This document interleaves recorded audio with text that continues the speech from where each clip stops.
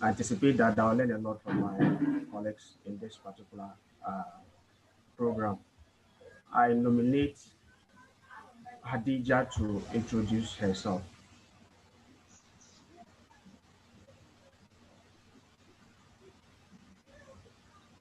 Hello, Um, Hadija.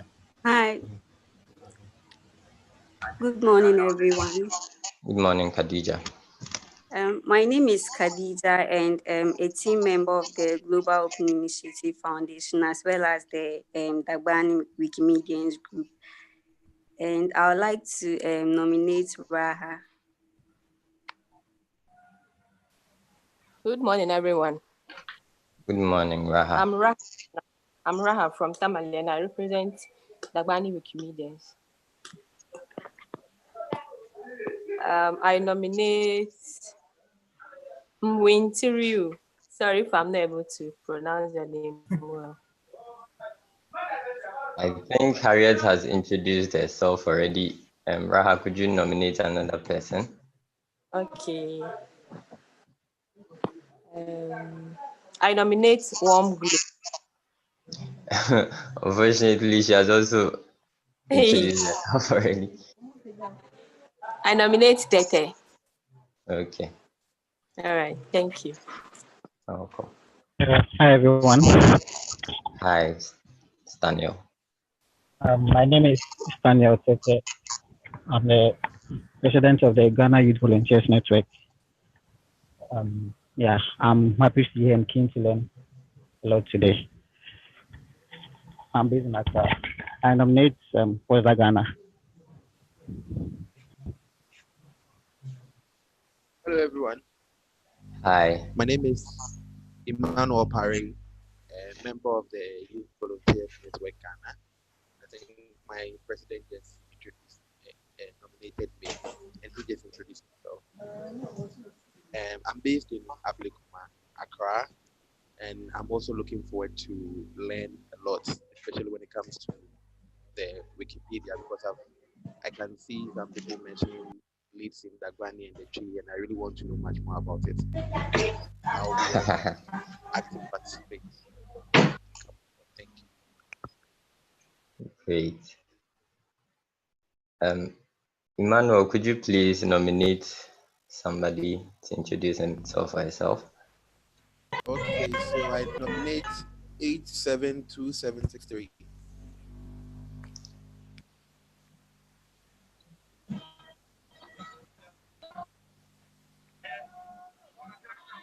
It's 872763 on the call. Okay. OP. Okay.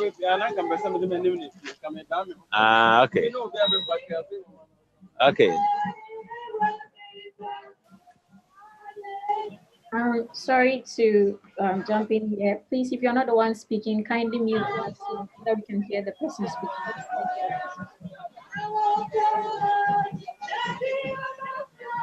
Thank you. 872763. Are you on the call?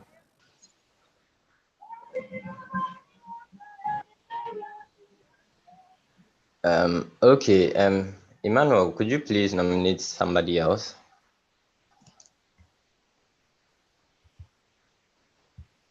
I nominate Del. Hello.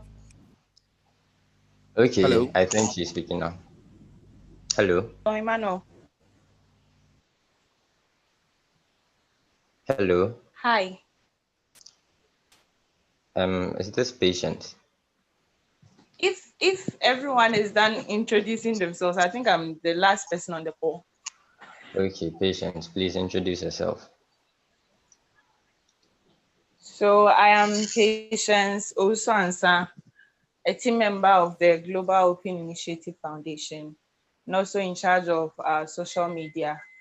I currently stay at Pema Camp. So if I nominate Prince Dogwe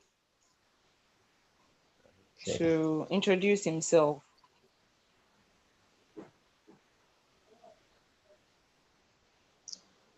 Hello, is Prince on the call?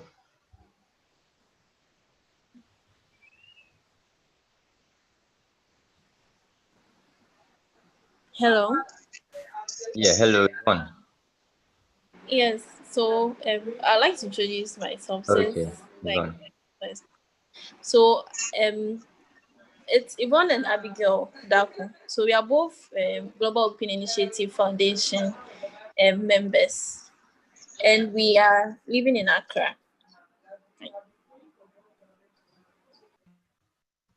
Great. Yvonne, could you please nominate somebody?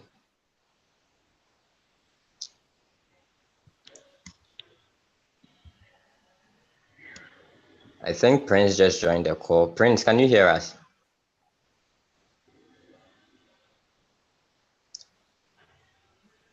Prince Dogby, can you hear us?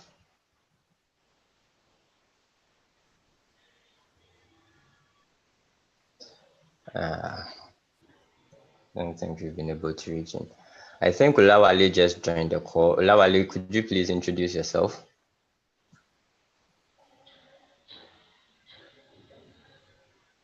Hi everyone. I'm a student of Madina Institute of Science and Technology.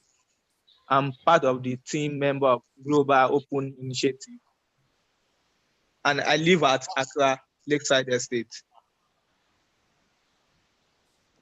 Great. Ulawale, could you please nominate somebody else?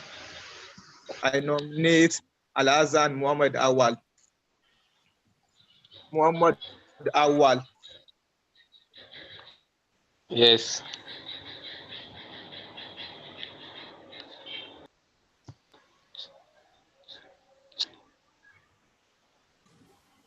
Hello, Al Hassan. Yes, please. Could you please introduce yourself? My name is Al Hassan Mohammed Awal. I'm into Ghana Education Service, a basic education coordinator for Nanton Education Office. I'm a member of Wikimedia Foundation. Yeah, I think that's basically what I can say about myself. Okay, thank you very much. Please, if you are just joining the call, we are introducing ourselves. When you are done introducing yourself, you nominate somebody else to introduce yourself. I don't know if Prince can introduce himself now. Prince, can you introduce yourself? Hello, yeah, I can. Okay, so my name is Prince Okube, and I'm a student of the Ghana Institute of Journalism. Currently doing my national service with the Ghana Revenue Authority, and then I live at Osu. So that's basically about myself. I'm a member of the Global Open Initiative. Yes. I hereby nominate Patience also to also describe herself. I think Patience has introduced herself already. Thank you very much, Prince, for your introduction. Okay. I will nominate. Thank you. I think Phoebe just joined in, so I nominate Phoebe to introduce herself. Okay.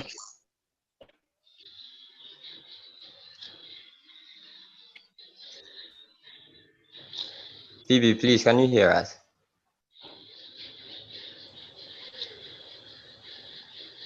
Okay, if we can't reach Phoebe, I think Valentine just joined. Valentine, please, can you introduce yourself?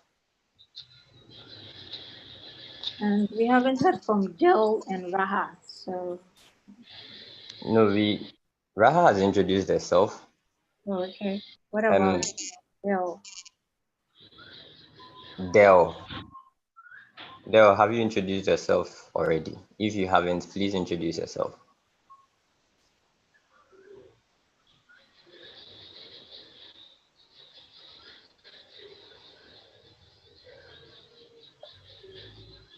Hello, Del. Hello. Okay, If he's Amos. not online, let me introduce myself. Okay, sure. Join.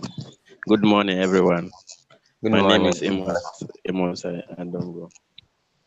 I'm a Wikipedia participant in UDS Navomo campus. Thank you. Okay, thank you very much for your introduction. I don't know if Phoebe can now introduce herself. Okay, okay, Phoebe, Hello. go ahead. Hello, Phoebe. My name is Phoebe Anderson, and I'm from iCode. I'm the program manager at iCode. So, nice meeting everybody. Nice Zoom meeting everybody. Sorry. Thank you very much for your introduction, Phoebe. Valentine, can you introduce yourself now?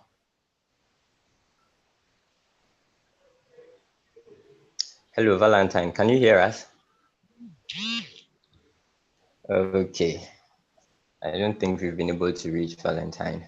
We shall proceed to the next session. The next session is the welcome address, which will be done by Zita Oslazaj. Zita, please, the floor is yours. Thank you very much, Emma. I hope everyone can hear me clearly. My name is Zita Eslazak, as Emma rightly mentioned. I currently serve as the Executive Director of the Global Open Initiative Foundation, and I also serve as the Regional Anglophone Ambassador for Art and Feminism.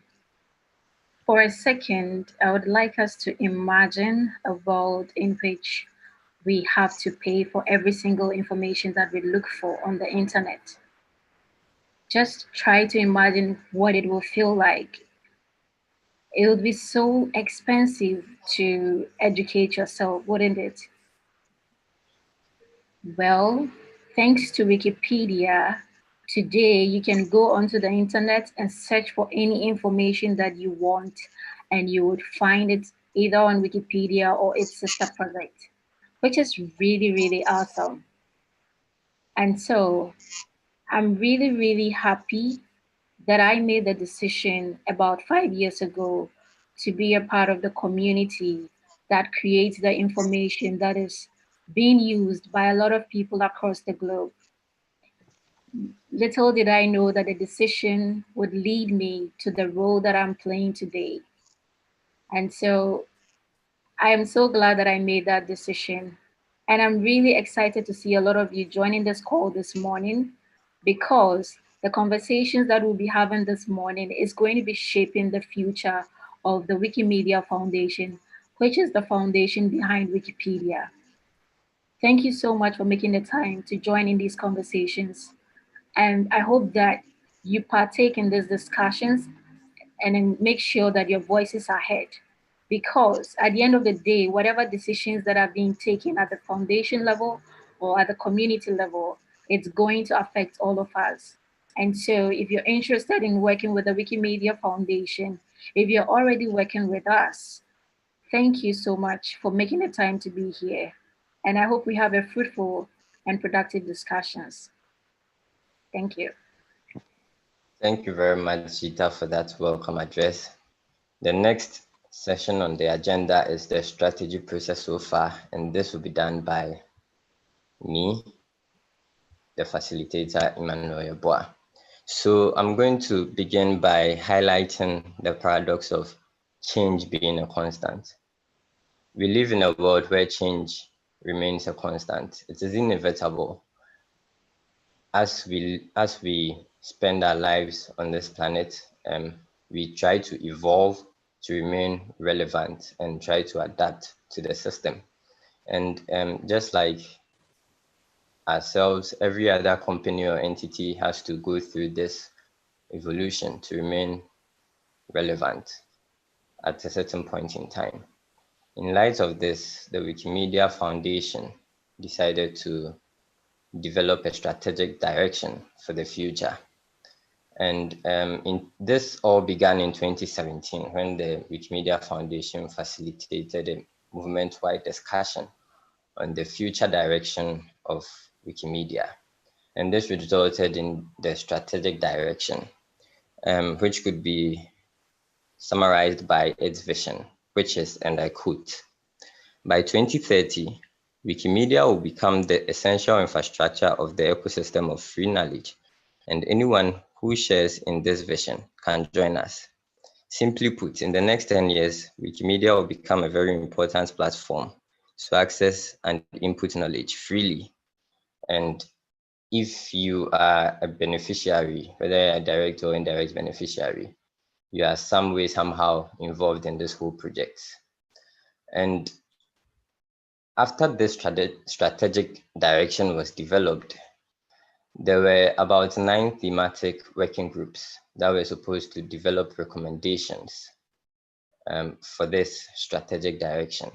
So between 2018 and 2020, recommendations were being developed, and by 2020, a set of 10 recommendations were developed. These recommendations are going to be the guiding principle for the future of the movement. And this brings us to where we are now, which is the transition phase. In the transition phase where we are now, we are going to discuss these recommendations. And after discussing these recommendations, we are going to plan for implementing these recommendations. And so this is the reason why we are here today. We are going to discuss these recommendations.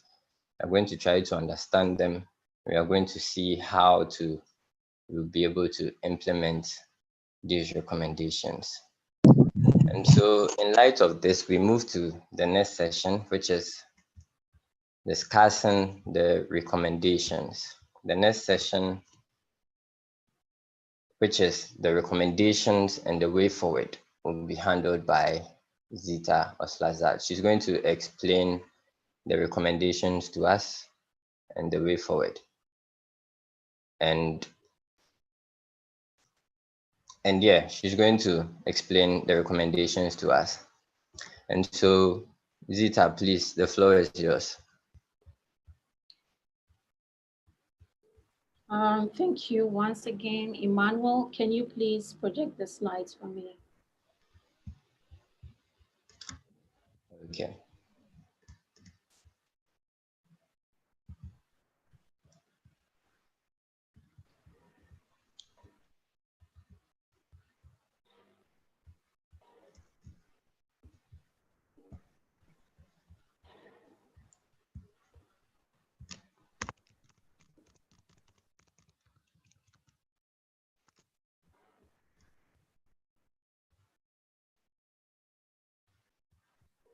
Emmanuel, are you there? Yeah.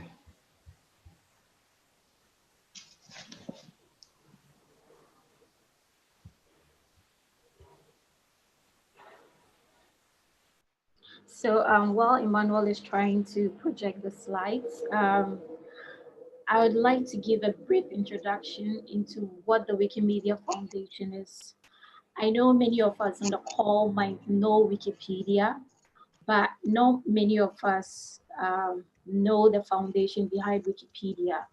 And not many of us are aware that aside Wikipedia, the foundation also hosts other projects. So, well, this is news to you. The Wikimedia Foundation is the foundation behind Wikipedia.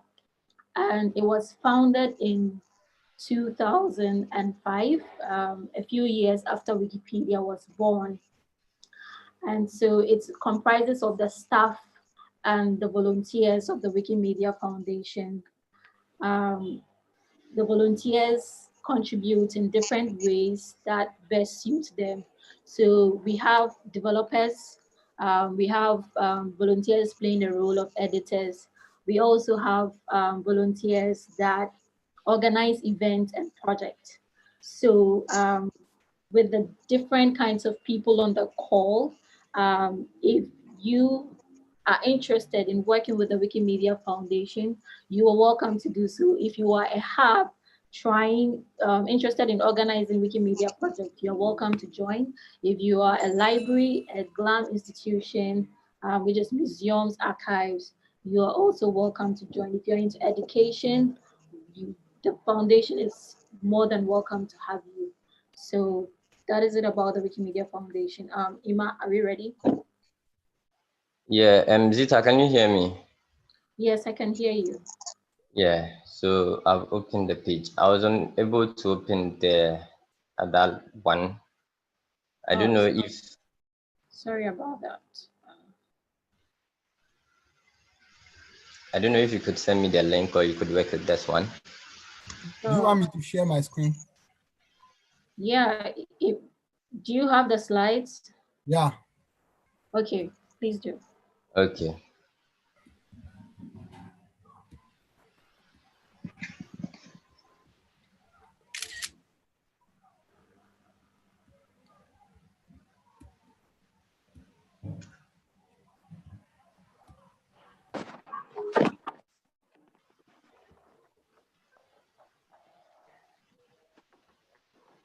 Okay, can you see my screen? Yes. Thank you, Sadiq.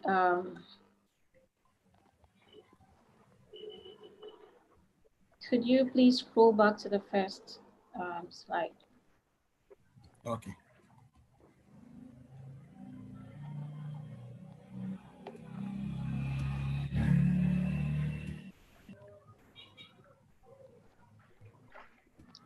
Okay. Thank you once again, everyone, for joining the strategy meetup discussions. And I would like to apologize for the small delay in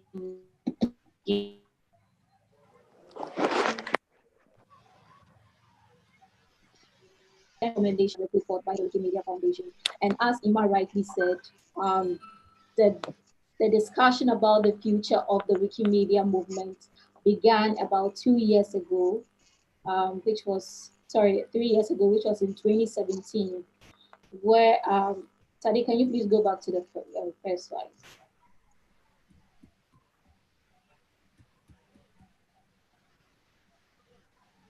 Okay, no.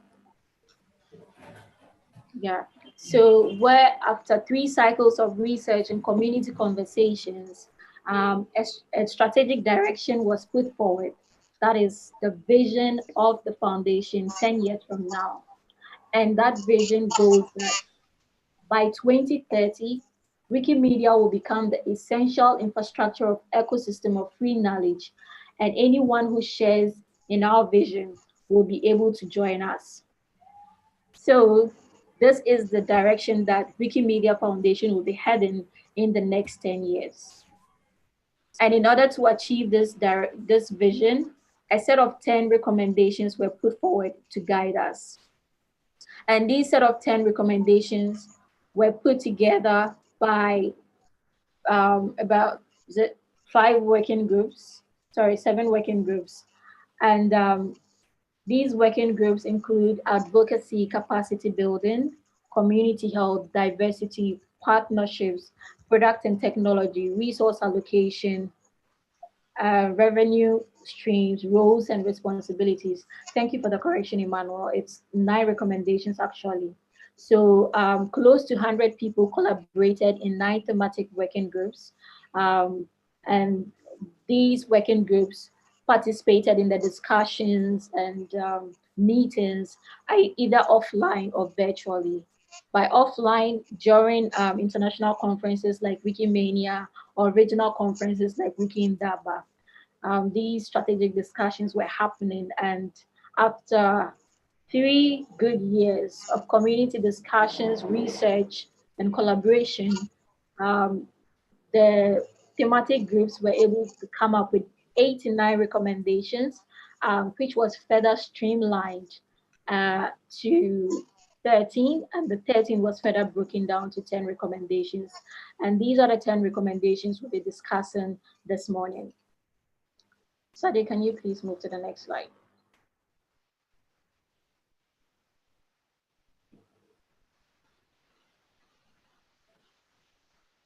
Sadiq?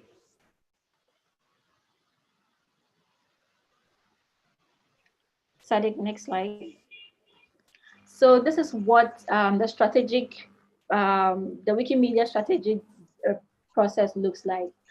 We began by creating or developing a strategic direction, which is the vision. And we had a lot of research and discussions to come up with 10 recommendations for change. And we are now heading towards the implementation phase. But before we begin to implement initiatives in order to achieve the recommendations, we need to have these important conversations with our communities and with potential stakeholders and partners as to what you think about these recommendations. Do you have any suggestions as to how we can implement them? And even if you are interested in getting involved with the implementation, you're welcome to do so. Next slide, please.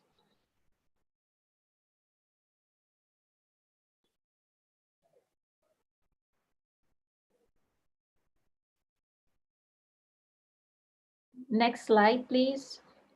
So what are these 10 recommendations that we've been talking about?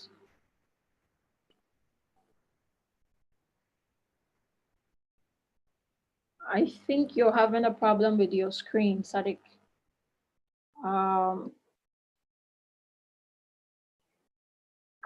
Ima, can you take over projecting the slides? Yeah, sure. I don't know if Sadiq could send me the link on the chat box or anybody else.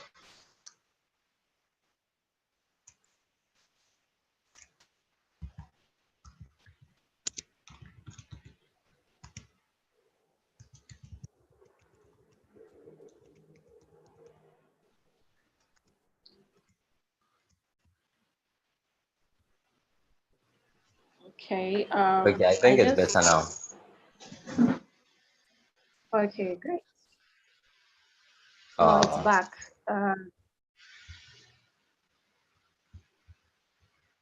I have just shared the link with you. Okay, thank you very much.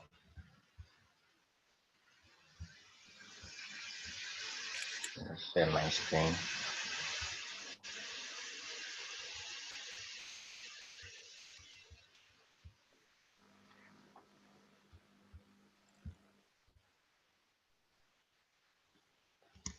So kindly move to the first recommendation. Okay.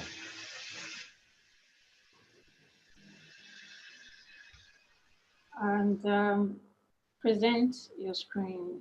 You're showing halfway.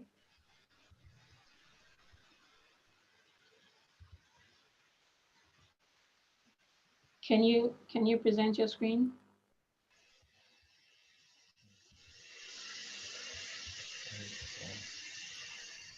Ima, click present at the top right corner. Okay. Okay, thank you, Ima, and I apologize for the interruptions again. Ima. So the first recommendation is to increase the sustainability of our movement. Ima? Sadiq. The first recommendation is to increase the sustainability of our movement. And this recommendation talks about being people-centered. People is a big focus in all the recommendations, actually.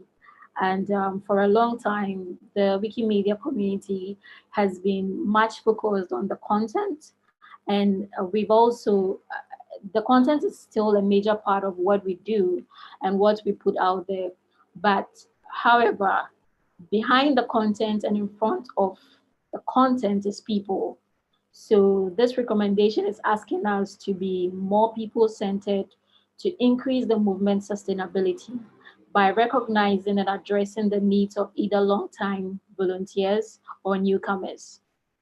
We would also need to develop local fundraising capacity, which will provide us with new opportunities for revenue generation, and there will be a shared accountability across the movement. And in increasing the awareness of our movement, it can also help us sustain our work and the movement. And finally, partnerships, which is very important for free knowledge and revenue generation. And this would be, for example, developing APIs based on our values. I would like to mention that this recommendation is very important for emerging communities like our community, where there's a lot of volunteer drop-in.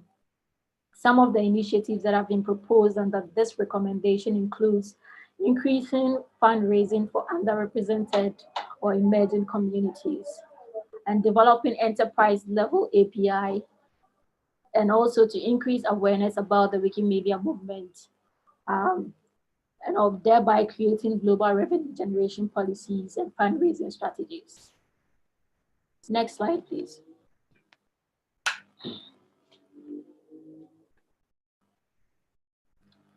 So the second recommendation is to improve user experience.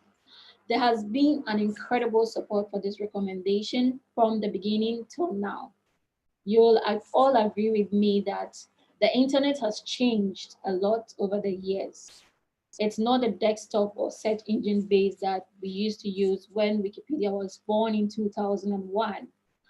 Everything is now mobile, and there are chat apps, social media integrated with knowledge and learning. And so in order for Wikimedia projects like Wikipedia to be more usable and still be relevant 10 years from now, it is very important that we improve the user experience. In order to achieve a great user experience, we need to test for a wide range of user profiles and devices. We also need to provide resources for newcomers, accessibility standards, peer spaces, which goes hand in hand with documentation standards, and support for cross projects and cross language tools. Next slide, please. The third recommendation is to provide for safety and inclusion. Looking at shared common denominator for conducting online collaboration, there has been a lot of complaints about harassment, especially from underrepresented groups and women. I personally have experienced harassment, and so this recommendation addresses that, and it provides for safe and inclusive environment. This recommendation also put forth the idea of a code of conduct to be created in collaborations with communities. And work has already begun in this area. I think about a month or two ago, the first draft for the code of conduct was released. And I asked the Tree community to translate the code of conduct into Tree as a way of making this more accessible to our community. This is very important. And so if you've not come across or read the first draft, I encourage you to do so, because they say ignorance against the law is no excuse. So you need to know the code of conduct so that you don't go against it. This recommendation also talks about anonymous incident reporting, a safety assessment and execution plan that includes a rapid response infrastructure. We also need to develop local capacity for safety, because when we talk about safety, it really matters from one region to another. So privacy tools would really need to be contextualized. Same for advocacy for free knowledge. When we talk about free knowledge in one part of the world, it may not be same in another part of the world.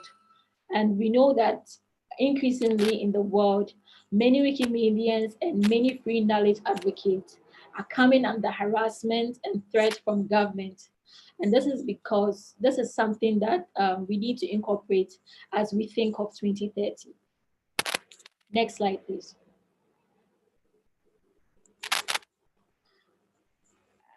I was supposed to mention that we'll be taking questions after this presentation. So if you have any comments and questions, please reserve them for the next session. So the fourth recommendation is to ensure equity in decision making. This is one of the most prominent recommendations. It talks about establishing a shared responsibility and accountability for decision making and distribution of resources in the movement. What this recommendation puts forward is also the idea of movement charter, regional and thematic hubs, global council, And it also puts forward defining roles and responsibilities for stakeholders so there is accountability and lack of confusion. Next slide, please.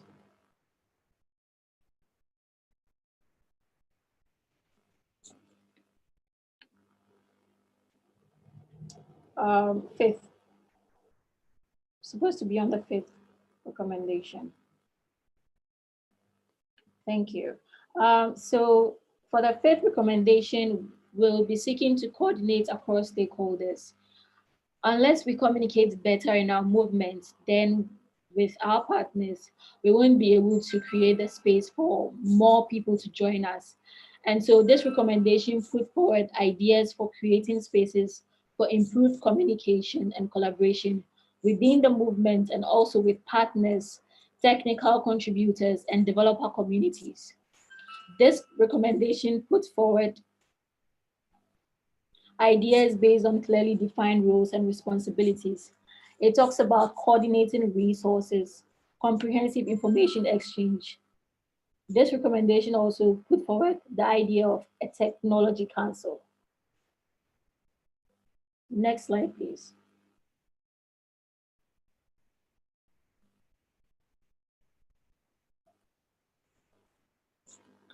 The sixth recommendation talks about investing in skills and leadership development. Again, this recommendation talks about developing technical and people skills in individuals and organizations in the movement. It talks about global approaches, but this will only be successful if skill building is not based on locally identified needs. Sorry, if this is to succeed, it needs to be based on locally identified needs. And there should be relevant initiatives for a wide range of skills. This will be needed for contributing and movement building. Everything ranging from how to write better, how to edit better, how to organize events better, and how to manage volunteers better.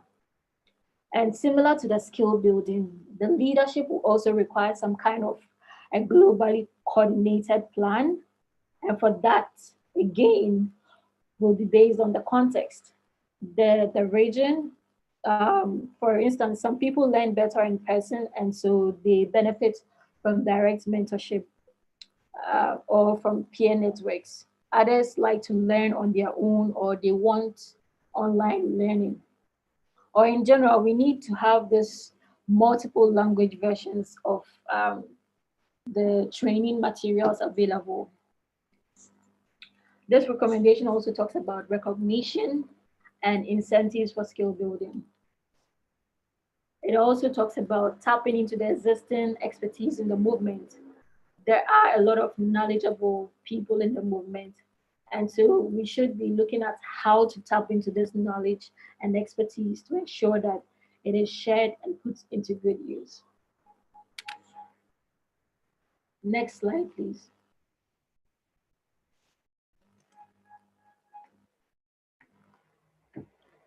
The seventh recommendation talks about managing internal knowledge. And so for us to invest in skills and leadership, we need better management of our internal knowledge. And we know that there is a lot of information on Meta, which is a sister project of Wikipedia. But Meta can be hard to elaborate and figure out. For those of you who do not know Meta, Meta is the platform where organizations and individuals mostly submit grants and report back on the grants. So the idea or vision behind the managed internal knowledge recommendation is to ensure that the movement's internal knowledge is navigable, searchable, participatory, and is of high quality and not outdated. And in order to be able to do this, we would need some staff dedicated to the constant curation and update of the vast volumes of knowledge that is continuously produced by the movement based on activities and our engagement. This is integral for scalability, and it is needed for transparency and equitable development, both for individuals and organizations. It needs an efficient culture of documentation, which we cannot just demand all volunteers to do. And hence the reason we need staff support. Again, through this recommendation, we'll be able to coordinate better with stakeholders and also participate in skill development better. This was one of the recommendations that was widely supported by a lot of communities because a lot of people were either tired of reinventing the wheel or they were lost because they do not know where to find the information they are looking for. And this, in both cases, was affecting the community health and the efficiency and good work of their project. And even though we have managed to create the world's largest encyclopedia, we have perhaps not been so good at managing our internal knowledge. And this is something that this recommendation seeks to address. Next slide, please.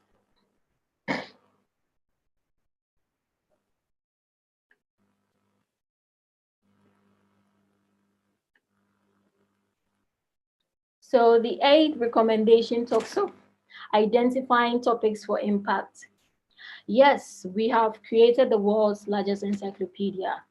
We have created the world's largest media repository of freely licensed media files. And our sister project truly encompasses unparalleled collection of human knowledge. But there is also an appetite to understand the impact of what we put forward. That is, how our content is being used by people and how it's also being misused in the world. So this recommendation seeks to systematically address content gaps and advocate for content creation on our platforms. It also seeks to understand the significant harm of misinformation on our platforms. The world is rapidly changing. Systems are being flooded by information, all kinds of information. As we are the 5th most visited website in the world, we have a huge onus on our shoulders to make sure that the information we put out there is valid and is sustainable. And in order to do this, this will mean we need to prioritize resources in relation to content creation and also working with specialized partners when it comes to addressing content gaps and misinformation. An example is the partnership that the foundation established with WHO to address COVID-19 misinformation on Wikipedia. Also, we have initiatives currently serving this recommendation, and some of these initiatives include WikiGap and WikiLab series, and all the WikiLab series. So these examples and more serves as proof that we are already doing this, but not in a systematic way. And so we would like to build on what we have already been doing to ensure that the knowledge we put out there is up to date and valid. Next slide, please.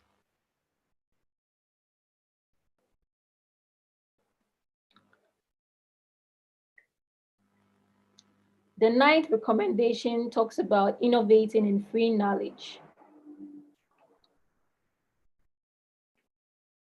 And this recommendation talks about exploring and expanding our range of free knowledge and projects and content formats to stay relevant and to be able to grow diverse and resilient in line with our vision and also our strategic direction. Innovating in free knowledge talks about improving user experience beyond. It also talks about knowledge as a service. It is also talking about creating pathways to new projects and policies so we can have knowledge equity.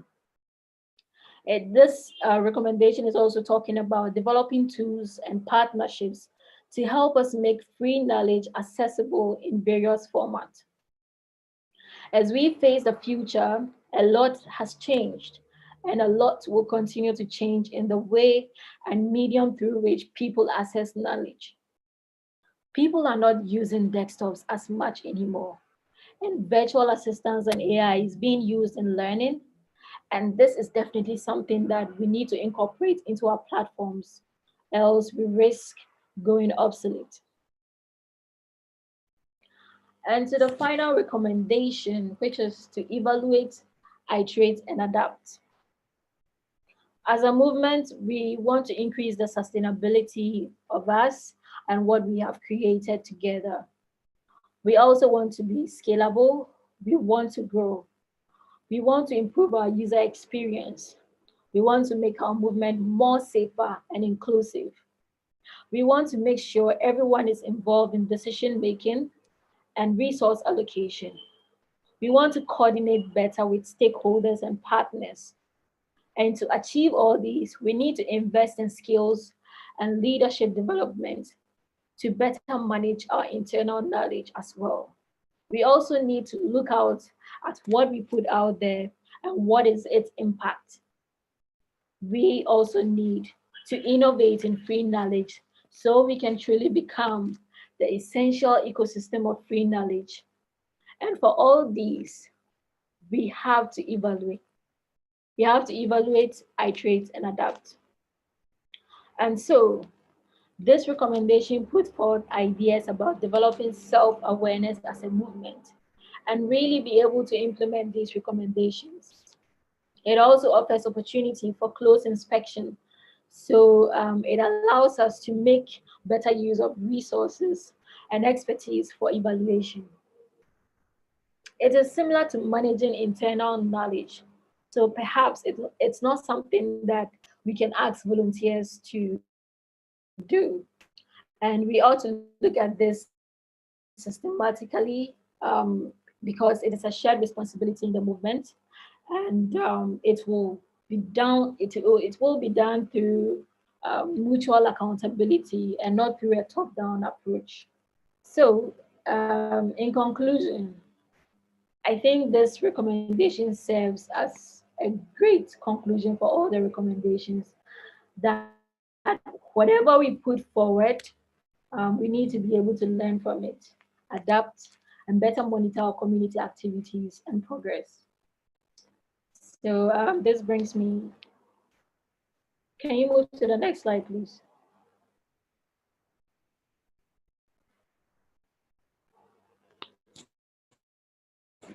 So this is the strategy, the 10 recommendations. And so after we have finished discussing and getting your feedback on the 10 recommendations, what's next? So currently, as Imam mentioned, we are in the design and discussions for transition to implementation. And in this phase, we are trying as much as possible together with the team, the Wikimedia strategy team. We're trying to engage all parts of the movement in building a shared responsibility.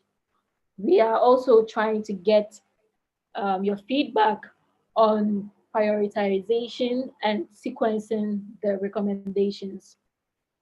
We're also identifying and ensuring that resources and support is being equitably shared.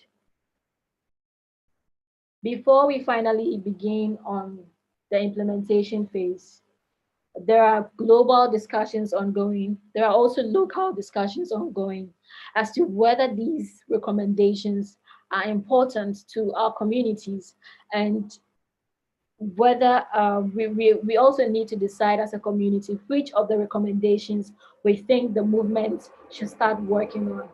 And that is why we are holding this local discussions. Next slide, please.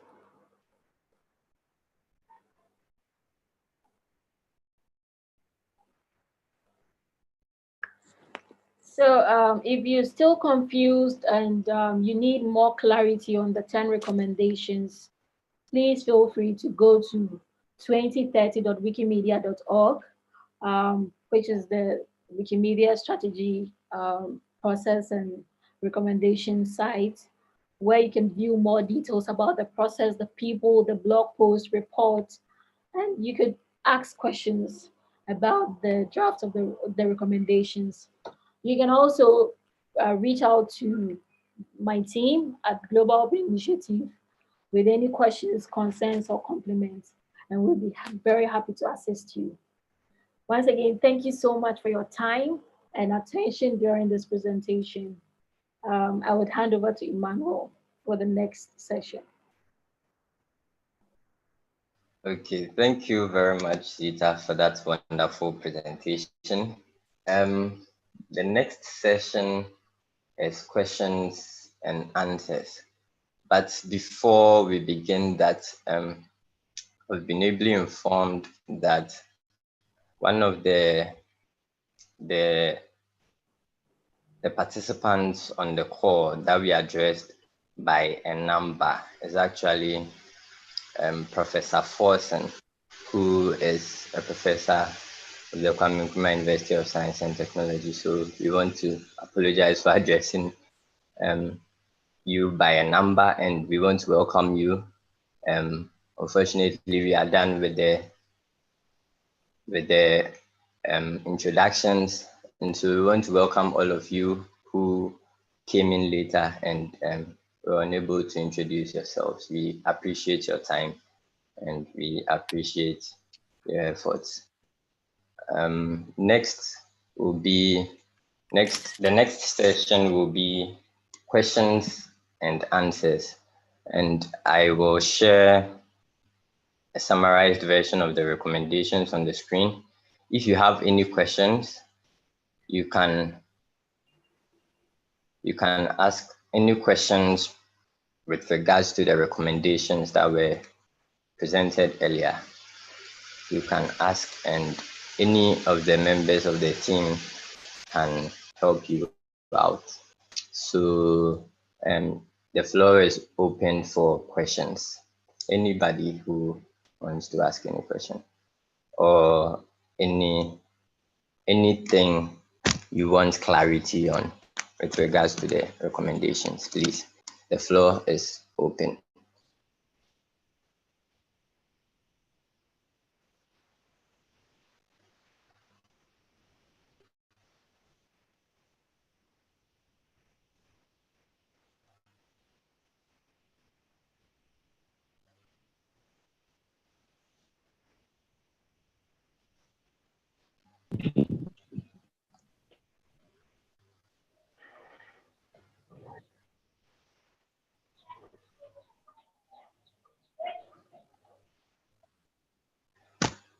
Hello, Prince, we're trying to say something.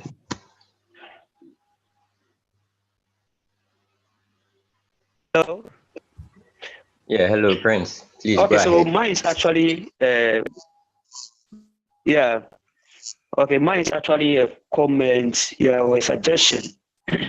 Yeah, Okay. I would want to reach out to everyone. You know, my sister Zita made a presentation, and then he was making the fact that we need to adapt to technological advancement. Okay? Now, we are actually, or most of us are volunteers to this particular initiative. Now, I would want to teach each and everyone that this type of we adapting to technological advancement, the initiative, but also our initiative, ourselves also, because many people do see that, look, if I'm working for this organization, they have to actually, build my capacity. But now the internet is there. We have many tutorials on YouTube that we can learn from. So a possibility where we also can actually build our capacity and also build our skills. Yeah, thank you very much.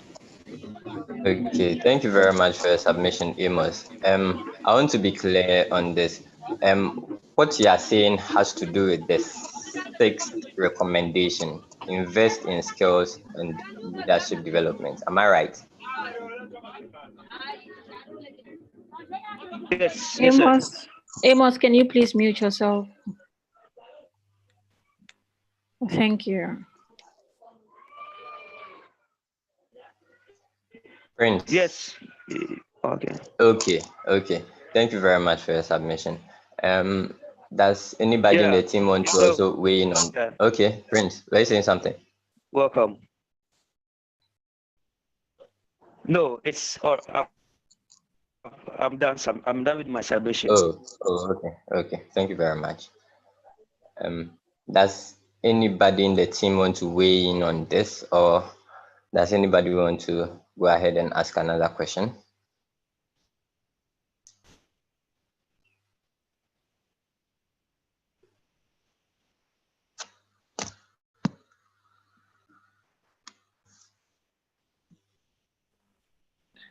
So I would like to mention that the purpose of this discussion is for us to identify which recommendations we think resonate with our community.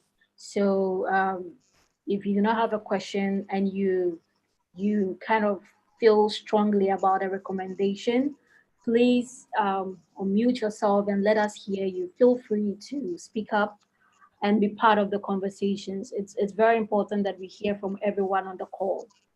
So yeah, thanks. Okay, thank you. Well, I think that communication is valid information on the website. I would want to ask, for example, I write for a newspaper, sorry, a site, a news site, which is a broadsheet, and then I'm before sorry, Prince. your Your line was information. breaking. I don't know if you could start again. Okay, please, can you hear me now? Yeah, I can hear you now. Okay. Okay, I'm saying that with the recommendations made by our presenter, our sister Zita, I want to particularly, I'm keen on valid information. You put in valid information on the internet or on the internet.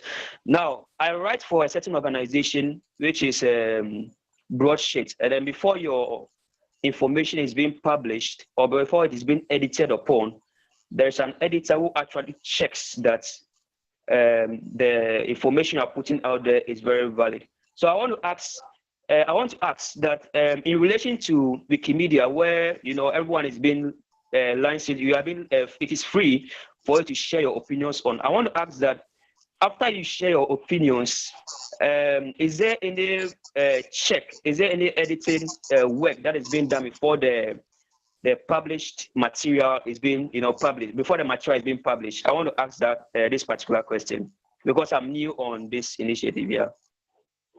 Okay, thank you very much, Prince, for your question. That's an interesting question. Does anybody from the team want to answer this one? Prince is asking if, okay, Zita. First of all, Prince, I would like to correct you that Wikipedians, those are the editors of Wikipedia, do not put their opinions on Wikipedia or any of the platforms, because in order for you to be able to begin contributing on these platforms, there are a set of principles that you need to follow. And one of the principles is that we do not allow opinions or your own research, original work on Wikipedia. So basically what we do is we present facts, we do our research, and then based on the information that we find, we put that on Wikipedia. And we do not just put it there, we put references to where we had those information from. That is why when you see any Wikipedia article, there are these 1, 2, 3, 4 in-text citations, and beneath it, you find links to the respective sources. So that is just a correction. And with regards to what you're saying about whether the information that is put out there is checked, yes, in my presentation, I mentioned that there are different kinds of roles that volunteers play. We have those who edit, and we have the patrollers. We also have administrators, and a whole lot.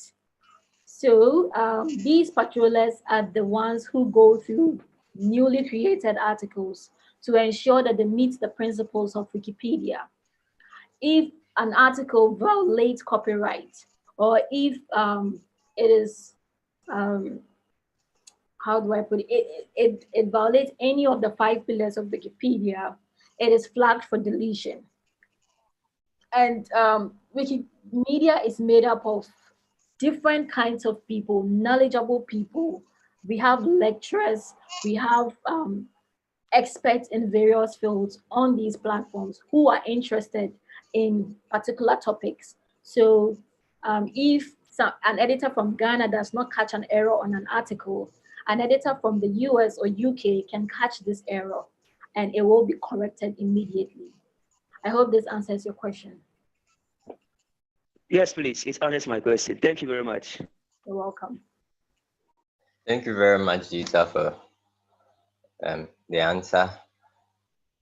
Does anybody else have a question?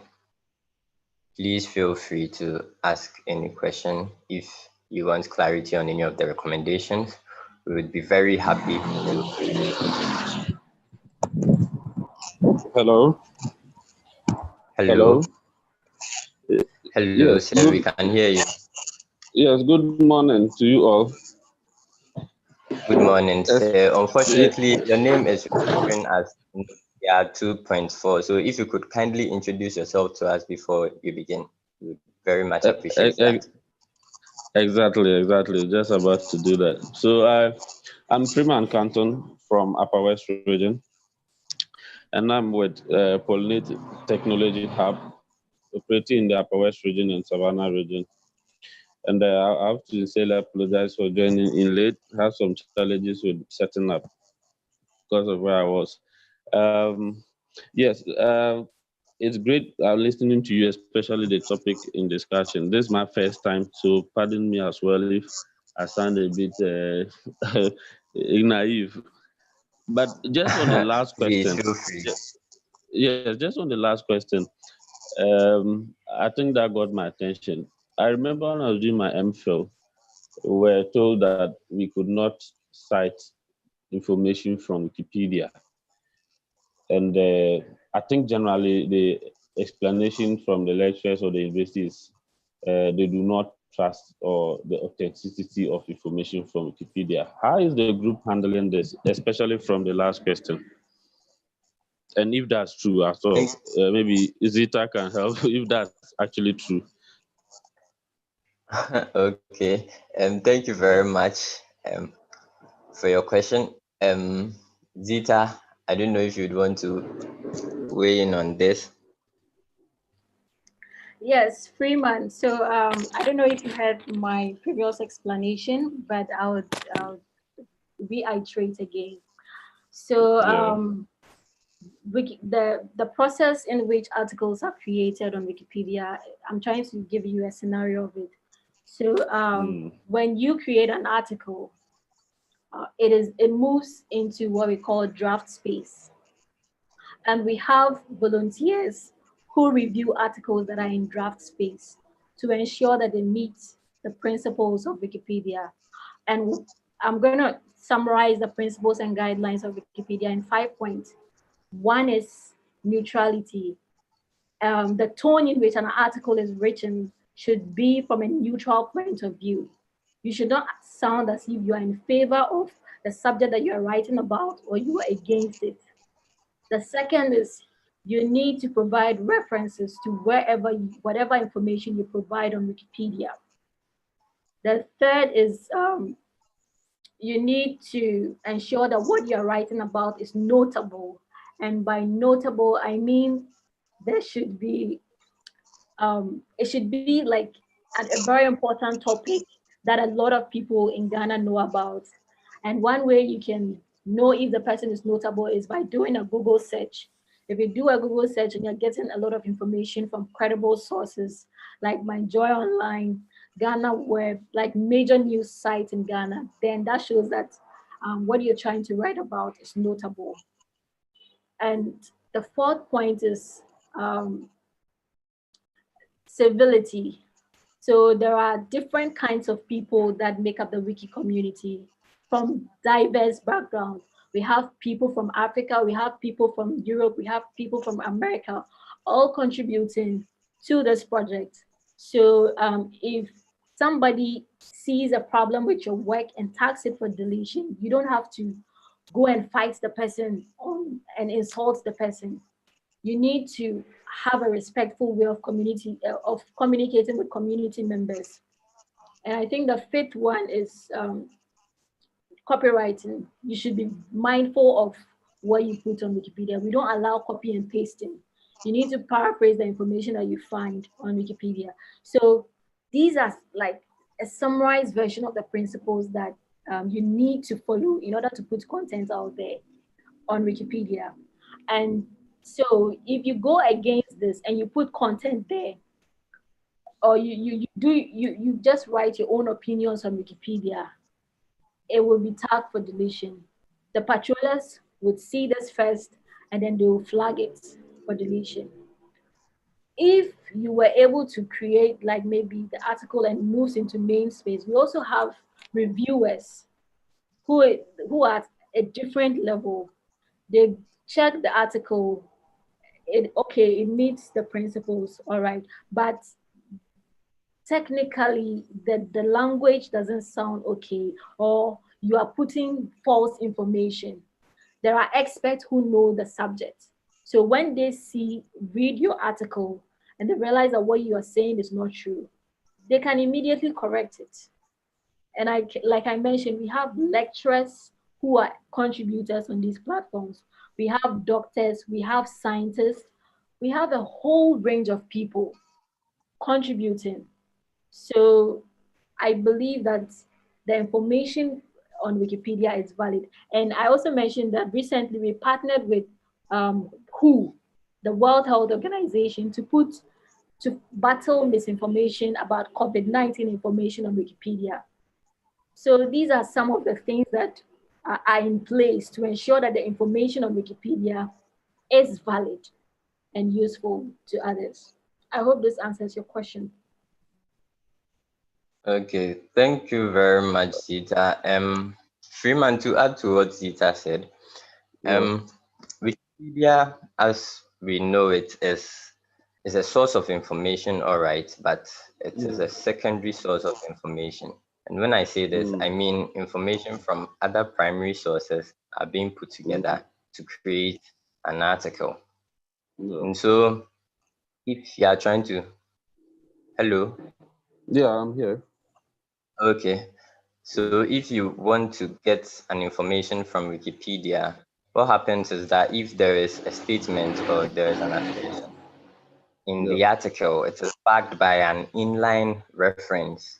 And so if you want to cite that, you would have to cite the inline reference, which is the primary source. So you can use that for maybe your dissertation or your thesis. So this is what I wanted to ask. I don't know if that helps. Yeah, I think it partly answers the question, because the systems, as explained by Zita, they are actually robust and will meet any ethical standards in the academia. But the question was specifically, like you said, on that particular misconception or myth around that information from Wikipedia is not credible or is not authentic. But I think if the understanding is that you must also look at the references in the write-ups within the platform and know which one to reference, I think that's fine. Oh, okay. Sadiq, were you trying to say something?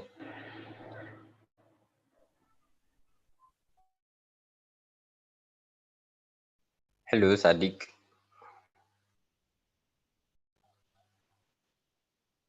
Oh, okay. I think we missed Sadiq there. But quickly, let me ask. Can I ask this? Sorry. Please go ahead. Yes, I just still on that. I wanted to find out from any of you if you've actually heard of this particular issue, especially within academic institutions, where they do not allow people to reference Wikipedia. Yes. Yes. Yes, okay, I have. Patience, please. Emmanuel, sorry about that. Okay, that's fine. I'm That's patient. fine. I have encountered the same. So during my degree research work, I used Wikipedia, but I used the reference in the way as Ima described. So I used Wikipedia to guide me to sites where I'll get the primary information and primary sources, because my lecturers said Wikipedia is not a credible source. But I myself, I tried to explain things to him, but he still did not want it as a source. And Wikipedia still helped me get the information I wanted, because I didn't have to research everywhere on Google and stuff. I just used Wikipedia to help me find the right places for information by way of the references. Yeah. Thank you very much, Patience, for that. Yeah. Sadiq, please, we're trying to say something. To add to that, Okay, Zita. we are fully aware of this misconception. And I think the problem rises from the fact that both students and lecturers are not fully aware of the process that goes into the creation of content on Wikipedia. And so we have been trying to create that awareness by creating clubs and communities on various universities. So we have started working with institutions like the Kwame Nkrumah University of Science and Technology Language Department, precisely working with the Tree community. We believe that getting these students and lecturers on board on Wikipedia would help them understand that Wikipedia is not meant to be cited. You can use the information that you find on Wikipedia, but you need to go to where we found that information and cite from the original source. I hope that is clear enough. Yeah, that's fine. Yeah, thank you. Thank you very much, Zita. Thank you very much, Patience, for your submission. Please, the floor is still open for questions. If you want any clarity, or if you find any of the recommendations interesting enough to talk about, please, the floor is open. I think Fatai Quadri had his hand raised.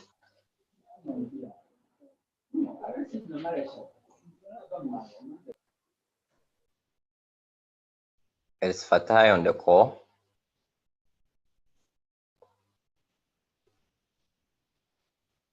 Okay, if anybody else has a question or anybody seeks clarity on any of the recommendations.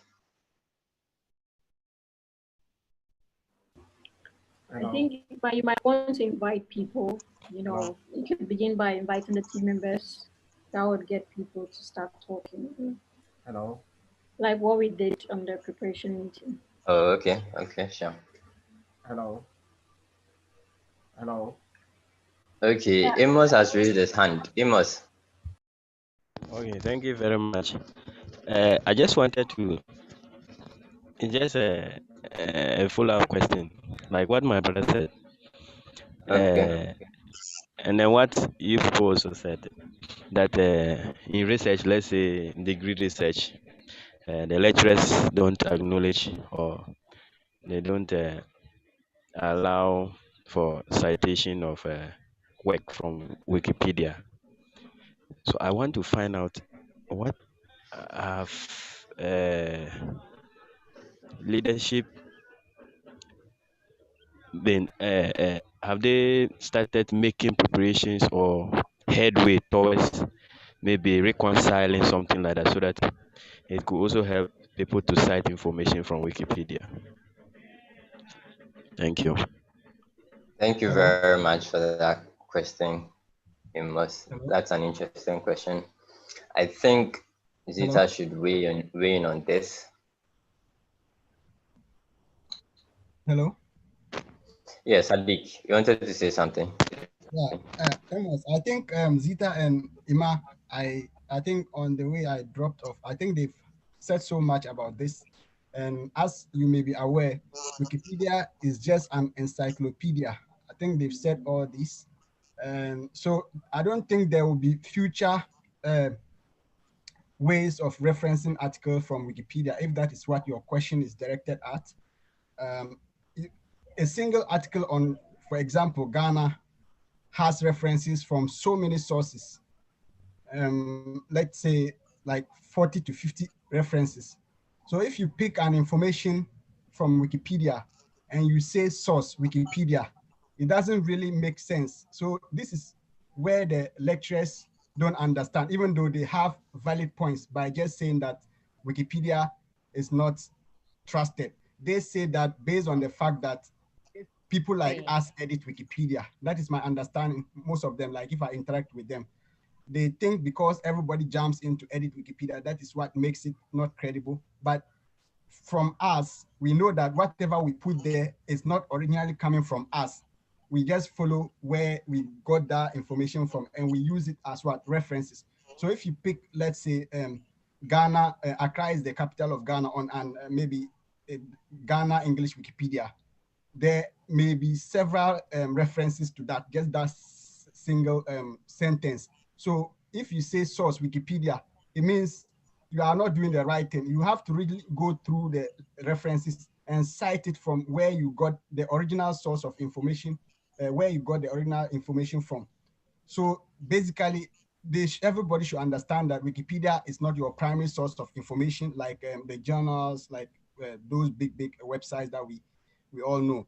It is just an encyclopedia where informations are collected from several sources.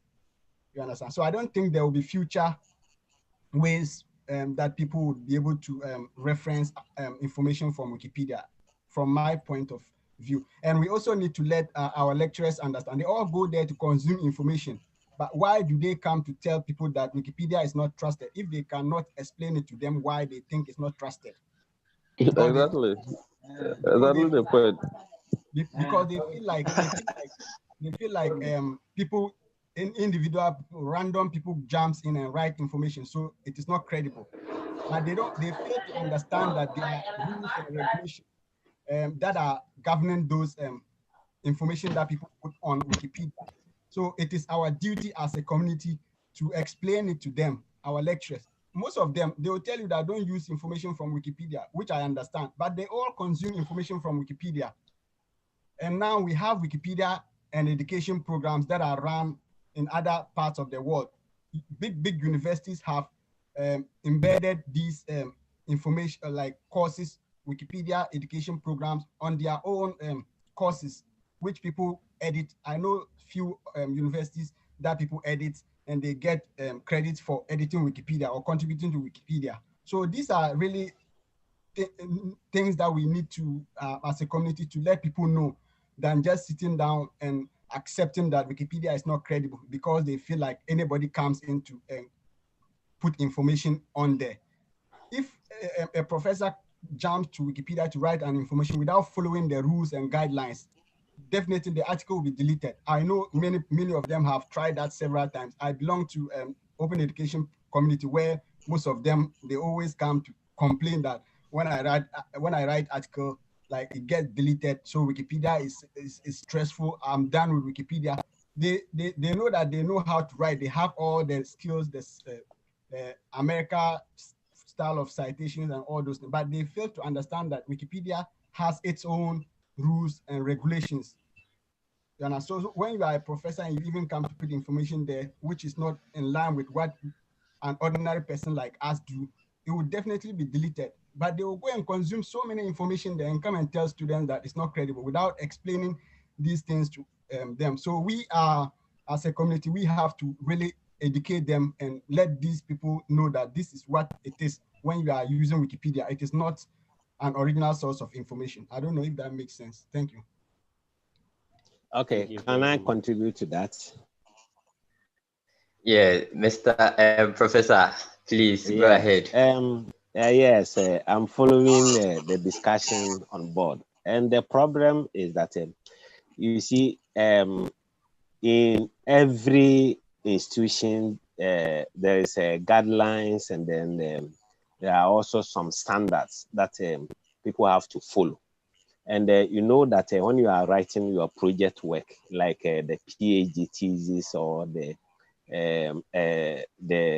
or other academic materials, you see, you have to cite the source the title of the article, the publishers, and all those things. But when you go to the Wikipedia, you see that the source of information is not in line with that. And there's also the misconception that you see, people just post anything at all, which are not edited. You understand? So we don't regard those information as credible from credible sources. It's just like what Jemima tasked some people to translate on the the recommendation that you just talked about. You see, like if you put something like that and then the language is not well refined, it's not well edited. Maybe it's something which borders on translation. So somebody sees it and the person realizes that the language is not well edited or refined. I hope you get it. So if we can maybe devise some means of making it embraced by the public, I think that would be laudable, rather than just posting anything at all. They might think, or people think anybody at all can post anything at all at the Wikipedia, which might not have credible source. So that is why. That's the input I want to make. Thank you very much, Professor. That's very informing.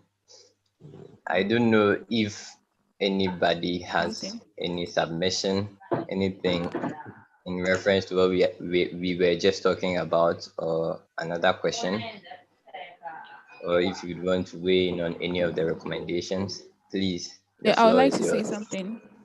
Okay, Harriet, please go ahead. So, with regards to the conversation that has been going on, this brings to mind that there's the need to pay attention to the fifth recommendation, that is coordinate across stakeholders.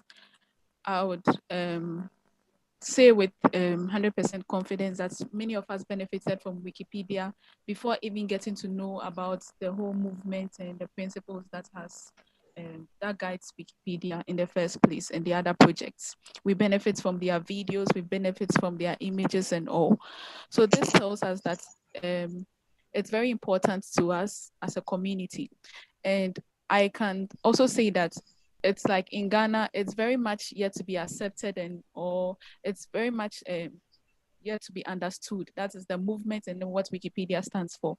But if you go outside elsewhere, we have the universities collaborating with the foundation to provide the knowledge and then also the resource that we need to make the information available to all. So we need to pay very close attention to coordinating across stakeholders. And that brings to mind our universities and then our lecturers and the students in the various institutions so that we can better understand the guidelines and the principles, and we can have rooms for communication so that we know very well, just like journals have, we have these guidelines. This is what brings, makes an article a good article for a lecturer to what contribute. So if we are able to have these conversations with the universities and also with the movement, as Global Open Initiative, we propagate our guidelines, we make known our principles and not just tell people that this is an article and we didn't just paste it there, but this is what went into being. Then people will understand the kind of work that goes into creating an article and then value what we find. So we are calling on everyone here, iCode, Pollinate. We really need our stakeholders to be very much informed about what we do. And we as Global Open Initiative and the Wikimedia community need to help them understand this so that we can all together work and benefit from something that we are already benefiting from. Yeah. Okay. I think I will add something to it. If we can also structure our information in such a way that it has the author, the date, and then the editors and all those things. You understand? I think that one will make it more credible than leaving it vague, just writing it, pushing something over there just like that. So if we know that somebody is citing it, he knows that this is a reputable person who has edited this particular information. I think we can also do it it ourselves rather than maybe doing it haphazardly. I hope we make sure that everything is well structured, the language is edited, the article and all those things, and it follows the normal dimension as we even cite in our journals. I think that one will be laudable.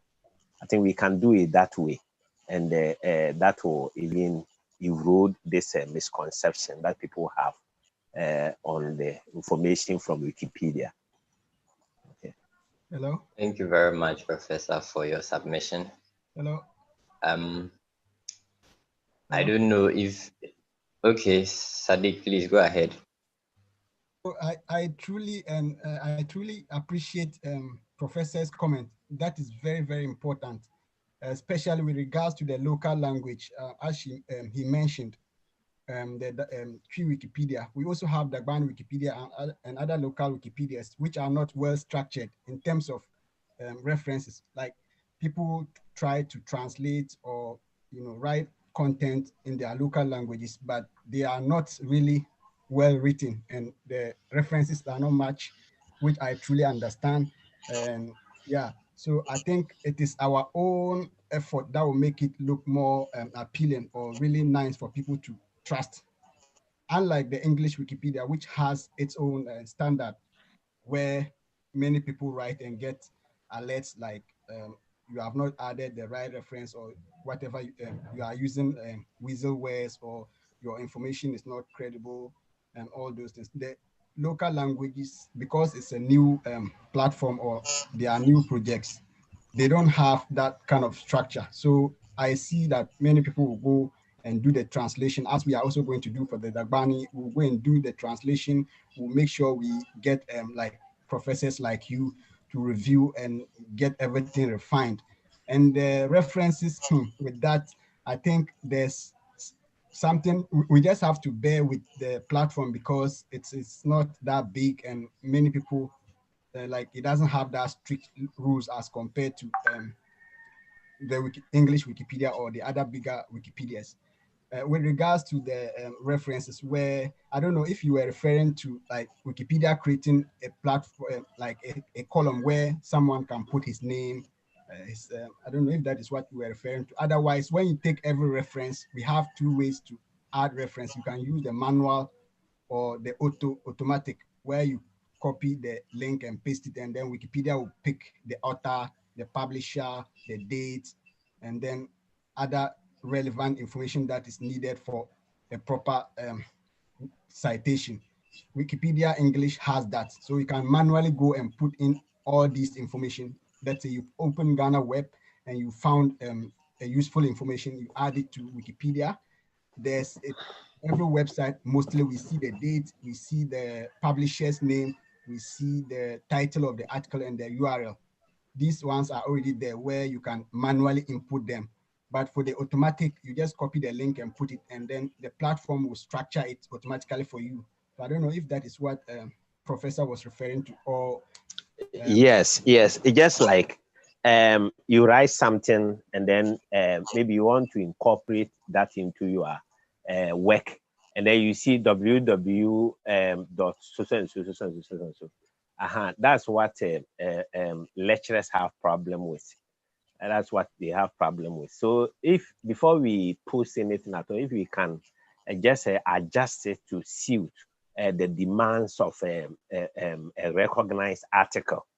You see, most of the articles that we have been writing, if you write it and then it's given to an unknown editor to edit it, and then it's published. It's just like the thesis that we have been writing. Do you understand? So we have problem with citing the references as www. so. And we think that anybody at all can even fabricate information. That's why it's not considered as credible. But let's say if you have translated something, and then you have a translator expert who goes over it, and then his name is under it, and then everybody knows that this is a reputable translator, then people will embrace it. He knows the date that it was published, and then he knows that he goes over, he sees that the language there's no problem with the language and all sorts of. You see, most of these Wikipedia information, you read the language and you realize that it's not anything to write home about. You see that. So that's what people have problem with. And they also consider some of the standards as not all that laudable. Some of them, they don't meet the right demands of an article. So if we can sit down and then adjust ourselves, and then we make sure that whatever we post meets the standard, then that's why I think people will embrace that. Yeah, okay, so that's it. Okay, thank you very much. I understand Dr. Okay, Zita, please go ahead. For an important meeting. I just want to say thank you, Doc, for joining the call, and we wish you the very best in your other meeting.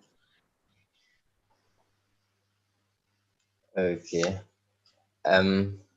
Unfortunately, we are pressed for time, so we'd have to draw the curtains on this session, which is the questions and answer session.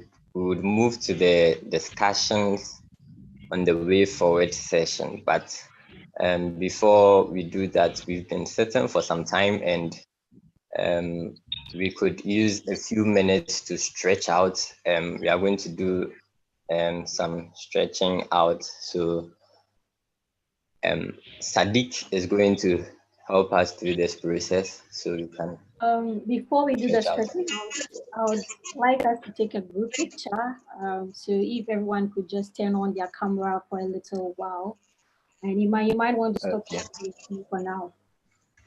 So we'll very much appreciate if you could turn on your camera for a little while so that we can take a group picture.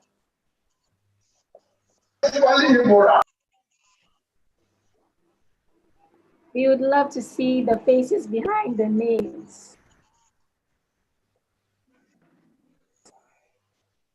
So we're waiting for you to turn on your camera.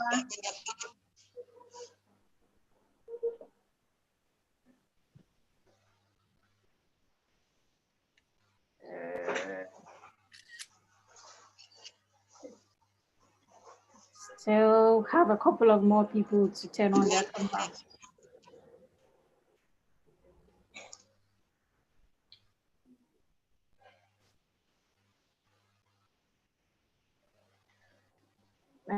There's Phoebe. Phoebe, can we see your face? There's Happy, Michael. Would love to see your handsome face a little while.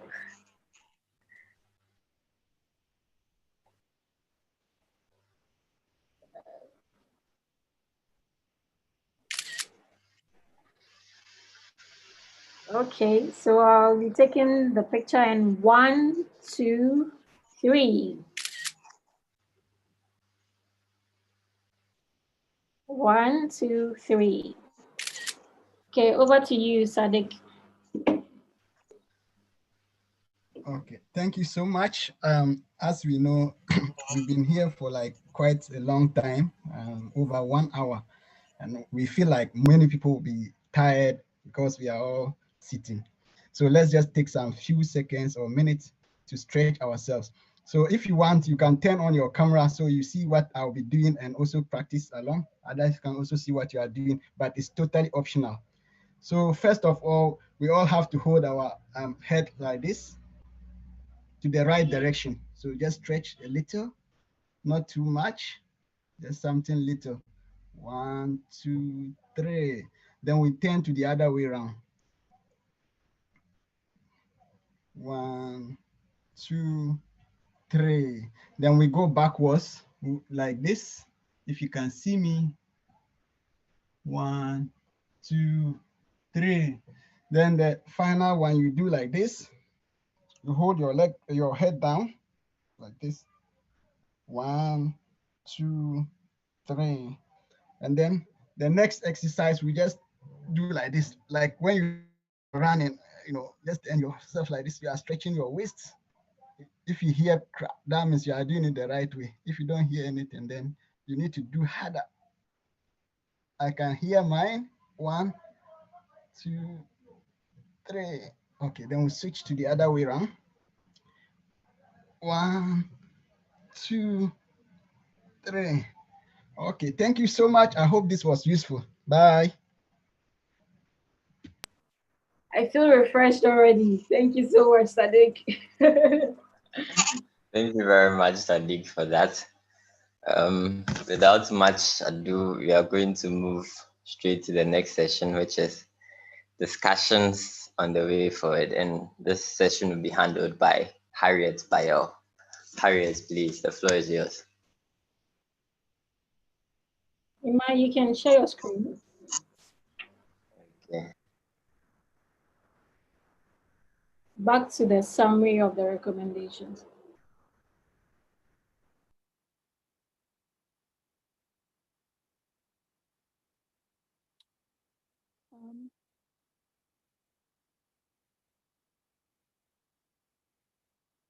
Okay, can you guys see my screen? Yes, we can. Yes, please. I can see. Okay, thank you. So, interesting conversations there. And we've had an interesting conversation so far. And it's obvious that we need recommendation 8 and recommendation 5 seem to be present now, in the sense that we understand our impacts though, and we know that people do benefit from it.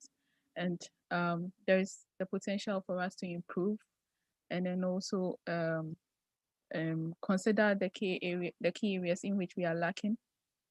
And we've had a recommendation already from contributions from Amos Adongo on the misconceptions, and then from Prince on the misconceptions. And our lecturer was able to help us better understand the problem. And we know very well that from now going, we'll be able to make the efforts to ensure that people understand that, well, Wikipedia is a secondary source, it's an encyclopedia, and people will be better if they reference the sources of the information that they find from Wikipedia and not the Wikipedia itself. There is no doubt that sustainability is key, and a great example is the SDGs, which has been put in place to better assess humanity. And everywhere we go, we know people are talking about sustainability. And I could say it's same for Pollinate, I could say same for iCode. It's not here just for the time being, but it's here for years to come and for other generations to benefit from. And that is how Wikipedia is, or the Wikimedia movement is. It is here to stay, and it's here for the generations to come, because it's very important, and it's part of us. Information is very important for us. And the whole goal of the movement or the vision is to just make information accessible. As Zita rightly said, imagine wanting to find an information and then you can't find it, or you have to pay. It would be an obstacle from gaining whatever you want to do. So there's a need for sustainability. And we as a movement are responsible. Okay, we as volunteers are responsible. So I'd like to use this opportunity for us to talk about the very first recommendation, that is increase the sustainability of our movement. I would like to seek the help of Pollinate and iCode. They are also hubs, and then I know we could benefit from their pool of people, and they could benefit from us. And I'm sure they also make good use of the information that they find on Wikipedia as well. So I would like to throw this question: how best can we, as Global Open Initiative or the movement, assist Pollinate? And then we also like to find out, or if Pollinate would like to find out, how best we can assist them so that we can sustain both movements or both hubs. So if any representative from Pollinate or iCode has any answer to this particular recommendation? You're welcome to share. Hello. Hello. Yeah. Yeah, hello. Yeah, hello. Hi, my Yes. name is Phoebe once again from iCode. So Okay. I understand that you guys or your institution are really interested in extending your activities to reach more people. Yeah. So as hubs, we actually one way or the other have the people that you are trying to move, or we have access to the people that you are trying to reach out to. So we can work hand in hand to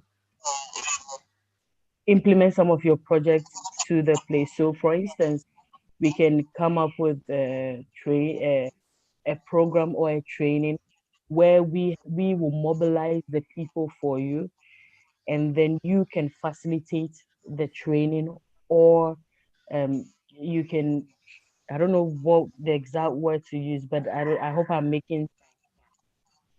So that is how one way we can work. So if, for instance, you want to organize maybe a Wikipedia training for a sect of people, we can do that. We can organize a virtual one where you don't have to even move all the way to where these hubs are, but just like a Zoom meeting or a Google Meet meeting. We just get the people, we share the links with them, they are on the call, and then a facilitator from your end facilitate the training. That would be very perfect. We can also come up with other ways and where we can create awareness, because a lot of times I've heard people have reached out to me saying that they would like to have their articles on Wikipedia or anything, and they feel like it's a, a lot of work, and it takes a lot. Like, people see it as a very daunting task or a near impossible. Like, it's just a selected few people who have access to Wikipedia. But then from these past experience, or these few or short months that I've interacted with ESLA and the whole Wikipedia thing, I've come to realize that it's just not for a selected few, but then people who can actually write are open to also collaborate on Wikipedia. So I think that an awareness creation is in order, and then bringing more trainings to these sectors through the hub will also help. Thank you. Okay. Thank you very much. So I Yeah, yeah, understand. this okay. Yeah, Oh, you can go I just ahead. wanted I would to speak. yeah, so this is Freeman from Pollinate Hub. Okay. Yeah, I think my sister have just said it quite all. So I'll add just some 2 points to it. I mean, basically, at the hubs, we can create the space for the movement to further engage, as you mentioned in the education sensitization. So we can convene for you. We can as well coordinate for you. And so within in the jurisdictions where we operate. So I'll just add quickly this second one, which is once it's a movement, I think that with all these misconceptions and myths around using Wikipedia information from it, I think it would be very important if we could establish some community of practice within the areas where we operate as hubs. So, for instance, the Upper West region, the movement with media could look at, together with Pollinate Hub, establish a community of practice in the region, looking at selecting key stakeholders, for instance, the university, the polytechnics, and all tertiary level institutions within the particular area that come together and discuss some of these things to be able to share knowledge and generate evidence or data for the group, and also see how they can even propagate uh, the good use of Wikipedia, and also to be able to demystify some of the things we hear about it. So that community of practice I'm talking about is just another platform locally that will bring scholars together. So you have researchers, you have university lecturers, you have users which are students, because we have like 2 tertiary institutions or more here, if you even include training colleges and nursing training colleges, then we have more. And so that community of practice just brings us together to further engage. So where we can have maybe Wikimedia or a global initiative being a coordinator, a facilitator of the community of practice. So more of a local chapter kind of. So I think that's fine. The rest, the key role we could play is what my sister mentioned, for us to continue the education sensitization, through any of the channels. So it could be virtual or you come down. We can organize a whole lot of university students and lecturers in our hubs. Then we engage. Okay. Okay. Thank you very much. So I've come to. Sorry to jump in, Harriet. If there are reps from the Ghana Volunteers Network or still on the call, I would like to hear from them as well. Yeah. And Emmanuel Opari, are you also representing a hub? Would like to hear from you as well. So all the hubs on this call, all the people representing hubs from this call, we are really interested in hearing from you. The Kwame Nkrumah University of Science and Technology, Dr. Pojo, we'd really like to hear from you as well. Okay. So I wanted to even pose a question to the Volunteers Network. I wanted to find out if what they think about volunteering in Ghana and then the commitments or the progress so far.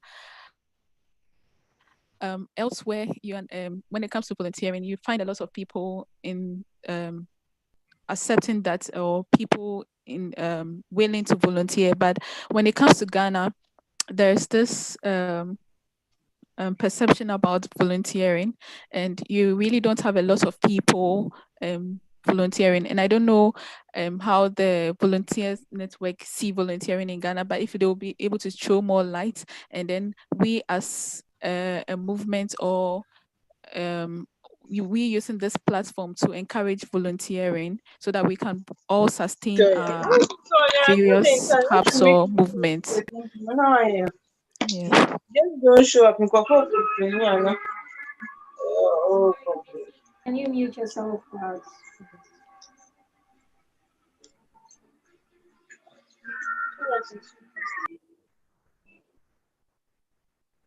Okay, go ahead, please, Harry. Yeah, so I was just asking representatives from the Volunteers Network to give us an idea of volunteering in Ghana and the participation so far, or the engagement so far, and how best we all can encourage volunteering in Ghana, since we have benefited from volunteering. It didn't just start, but we had to volunteer, and then we grew up from there. Yeah.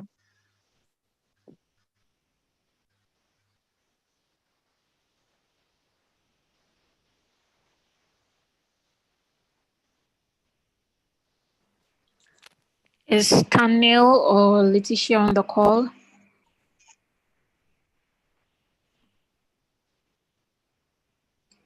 It seems they dropped off. So you might. Okay. All right.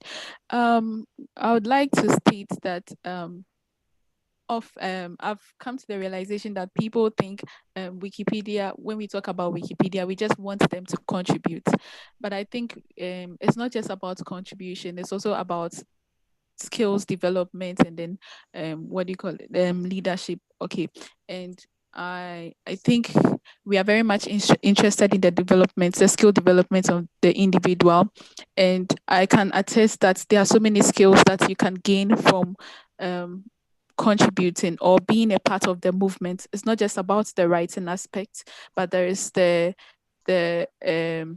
human development aspects and other skills, as relating with people and getting in touch with, or getting connected with all kinds of people. If it wasn't for this particular call, I wouldn't have had the opportunity to speak to representatives from iCode and all, and we get a network from there. And so I would like to say that this will be an opportunity for you to know that we are very much interested in the skills development, and we have people who are very much who are techies, Zita, Sadik, and all. In the area of photography, we have Amuzu. We have people who can assist people in various skills development. And I know very well that there's something for everyone. We have those who are into photography and all to contribute. So to our partners and stakeholders at iCode, I could say confidently that we are available to assist in skills development, because I know very well that you take interest in that as well. And so we as Global Open Initiative are available to assist in that, and not just for our team members, but for everyone as a member of your hub, you know. Okay. And I'd like to move on to the next recommendation, that is improve user experience. I would like to find out from those who edited Wikipedia for the first time and how it was for them. If anyone could share their experience editing from Wikipedia for the first time, and if they've encountered any change or they've observed any change, they could share it. And then if they think that there should be an improvement, what area would they want to see an improvement in it? Yeah. Hello.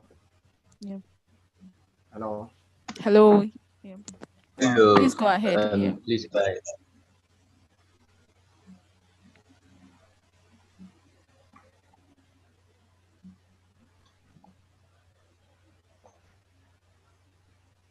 Hello.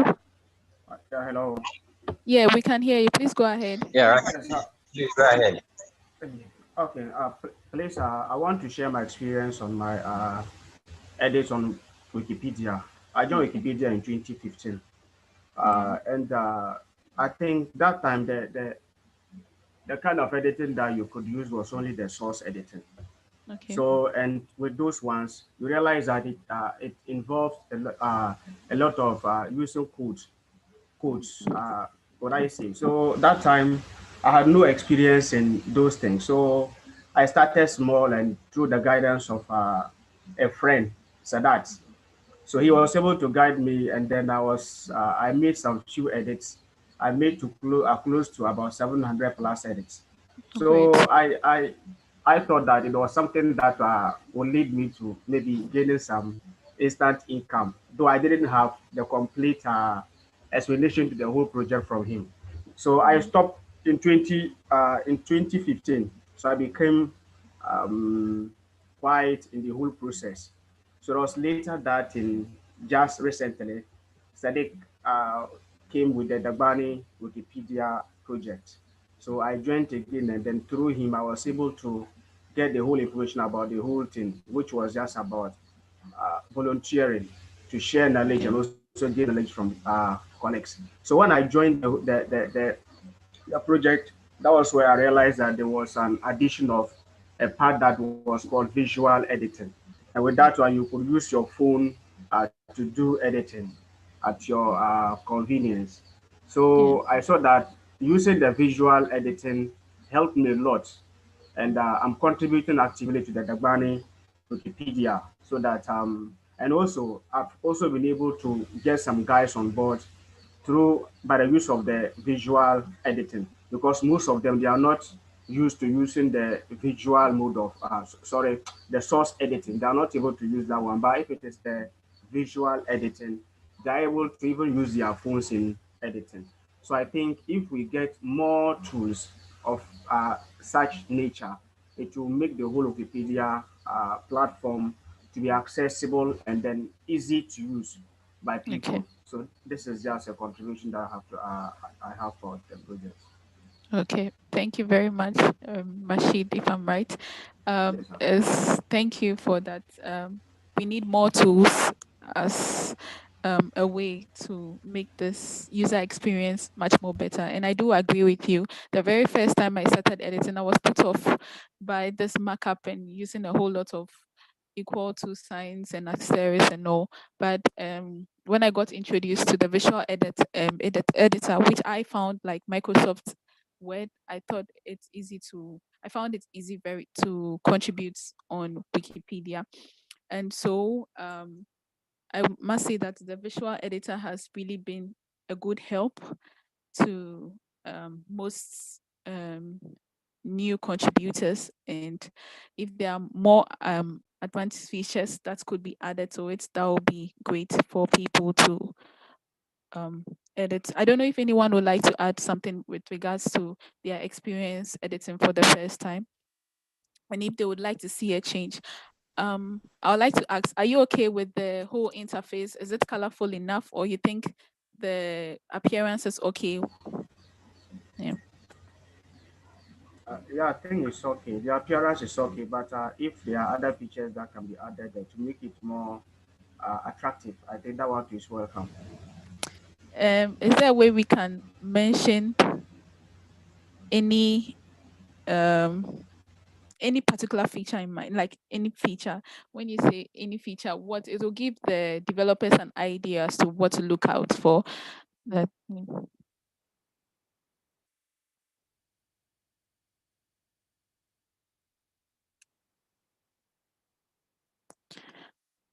okay. Is there anyone who would like to say something with regards to the user experience? Hello, Harriet. Yes, Sadiq. Yeah, I think just like you indicated, we all had issues when we started with the source editing. Myself, I started with that, and I wasted so much time editing on that feature, and it was really difficult because to do like a simple thing, you have to go through all the, you know, code things. And for me, what I think um, should be added for this visual editor is like, for example, adding images to Wikipedia articles from Wikimedia Commons. Even yes, want to add an image to, there should be a simple way. okay, I see so many people trying to add photos to Wikipedia articles from Wikimedia Commons, and they still have to copy the, even though it's a simplest thing to do, but people may want to just have a direct link yes, within the what's the name, that particular feature. So you just okay, click on it, then it takes you straight to Wikimedia Commons platform. Then you okay, search the name of the file, and yeah, then just pull it directly there. That is what I yes, think, rather than switching to the source, source code and pasting the file URL and putting it in that thing. You know, it's very easy for me to do, but I think some people may have a lot of challenges. I've seen that with the Dagbani community. People were trying to add images and they had issues yeah, like that. And for the Dagbani Wikipedia, even with the visual editor, we still lack some basic features like the buttons where you see cite. If you want to cite on Dagbani Wikipedia, you have to select a template. The site has a template instead of just clicking site and choosing between auto site or maybe manual input. We still don't have the site feature on the button there. So what you need to do is to search templates, then select templates, then after template you see site, then they will now list which type of citation you want to use, whether journal, website, or news. You see, it's a whole lot of things. Even with the visual editing, it's still a yeah, big thing for the Dagban Wikipedia, which I've already complained to one of the people at the those who work with the incubator platform. So yeah, for the main English Wikipedia, I would like to see the click and upload feature. okay, And for the Dagbani Wikipedia, they should at least add the site yeah, feature so people don't have to search for templates because it's a visual editor. I don't know why we yes, still have to go through the templates, citations, and stuff like that. yeah. So in summary, thank you very much, Sadiq. In summary to what you said, I think an insert feature for an image would be very much appreciated on the visual editor. Yeah. Um, I would like us to pay attention to the ninth recommendation, that is innovating free knowledge. And as I said earlier on, Wikimedia movement has a lot for everyone. It's not just about Wikipedia, where we have contributions in the English. We have other languages, and more importantly, too, there are other projects which includes the Wiki Commons, where people contribute or videos and images of things. And we also have the Wikisource and Wikivoyage, where people make recommendations of places they've been to, and also I think give a review of places they've been to. So these are interesting places that we could look at. And I would like to find out from our members here, or I'd like to find out from everyone in areas in which you think we can innovate in free knowledge. Recently, we had a contest on the members of parliament, where we improve the informations that we can find on the members of parliament since the very first republic. And so when you Google to find out the member of parliament for a constituency, since it was since the first parliament, you'll be able to find information on them. And I think this is very much important for people who would like to study the history of Ghana or are very much interested in politics. So this is a very good initiative for innovating in free knowledge. So I would like to find out from us if you have an idea as to where we can innovate from our hubs, iCode, from Pollinate, from everyone here. Is there an area you think we need to pay attention to? Yeah. I think Al Hassan raised his hand. Al Hassan, Okay. please, you can go ahead. Yes, mine is not specifically on the question she just asked, but Okay. it's just a commendation. In fact, the movement has done well with the recommendations, and then the CIF recommendation, which talks about skills, investing in skills, and then development. Leadership, I yeah, think, leadership development. leadership development. Yeah, I think that everything borders on knowledge. Actually, when I first joined the Wikipedia through Mr. Sadiq, actually I didn't find it easy because I thought I was just coming to write articles because some of us we have passion for writing. So I was thinking like you could just come and write any article, poems, or stuff like that. But I got to realize that Wikipedia has its own standards, and then you have to follow certain principles and standards before your article could be accepted. And then so that's why I think opportunities like this it offers us that opportunity to learn and then to improve on the existing knowledge we have already acquired, so that we could put some articles on the platform.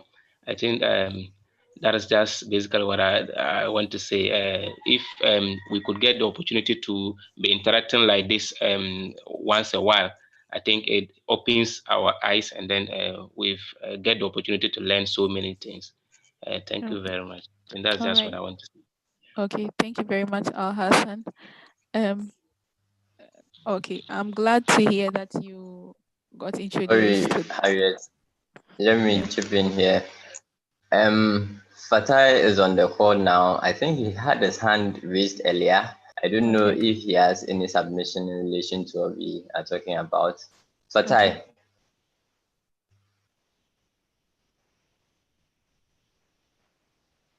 Is Fatai on the call? Yes, I think he's Okay. muted.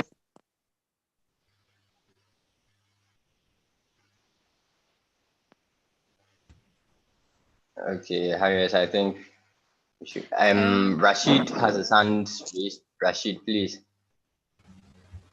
Please, I want to speak on the second recommendation, that is improve user experience. Okay. Yes, that one, getting the experience about the whole project is something that is very imperative and should be encouraged. Now, we can be able to do this if only we are, if only resources are accessible to us. I say this because, you know, you cannot edit or create articles or even upload pictures on Wikipedia without certain resources. When I talk of the resources, I'm talking about the machines that, and then the machines that we can be able to use to do that, specifically laptops. I think this one is a very big problem to most of Wikipedia editors. I got this very clear during our contest, during a contest that we went through under the Wiki medians. Now, this one, a lot of the participants use their mobile phones in editing, and from informations from them indicated that they had no laptops or devices that would be able to help them to do the editing. So most of them, when you check their edits, you see that it is via mobile phones that they do the editing and even create articles. And amazingly, even through the use of the mobile phones, they're able to contribute a lot of important informations. You can see someone having about over 700 edits, and all the edits are coming through the use of his or her mobile phone. So people with this kind of passion, they are ready to contribute, but they do not have access to the resources. I mean, laptops or any other devices that will be able to assist them in that regard. So I think if the community has a way of supporting people by getting them means, resources to aid them in the editing and creating of articles, I think it would be something that would boost our aim. That is taking Wikipedia to a high level. So this is just an appeal that I have for the community. Yes, and we can also do like a competition sort of thing, so that those who maybe there are prizes such as laptops or something at stake, that people who win these awards can win these laptops to help them in their project. I don't know if his idea is his concerns are valid, and we can't just or you can't just go around and just be giving people laptops to work with. At least they must earn it or some way. So maybe a Wikipedia competition, that there will be some sort of uh, parameters that would uh, will make people win these prizes. I don't know. It's just an idea that popped in mind when he was giving his submission.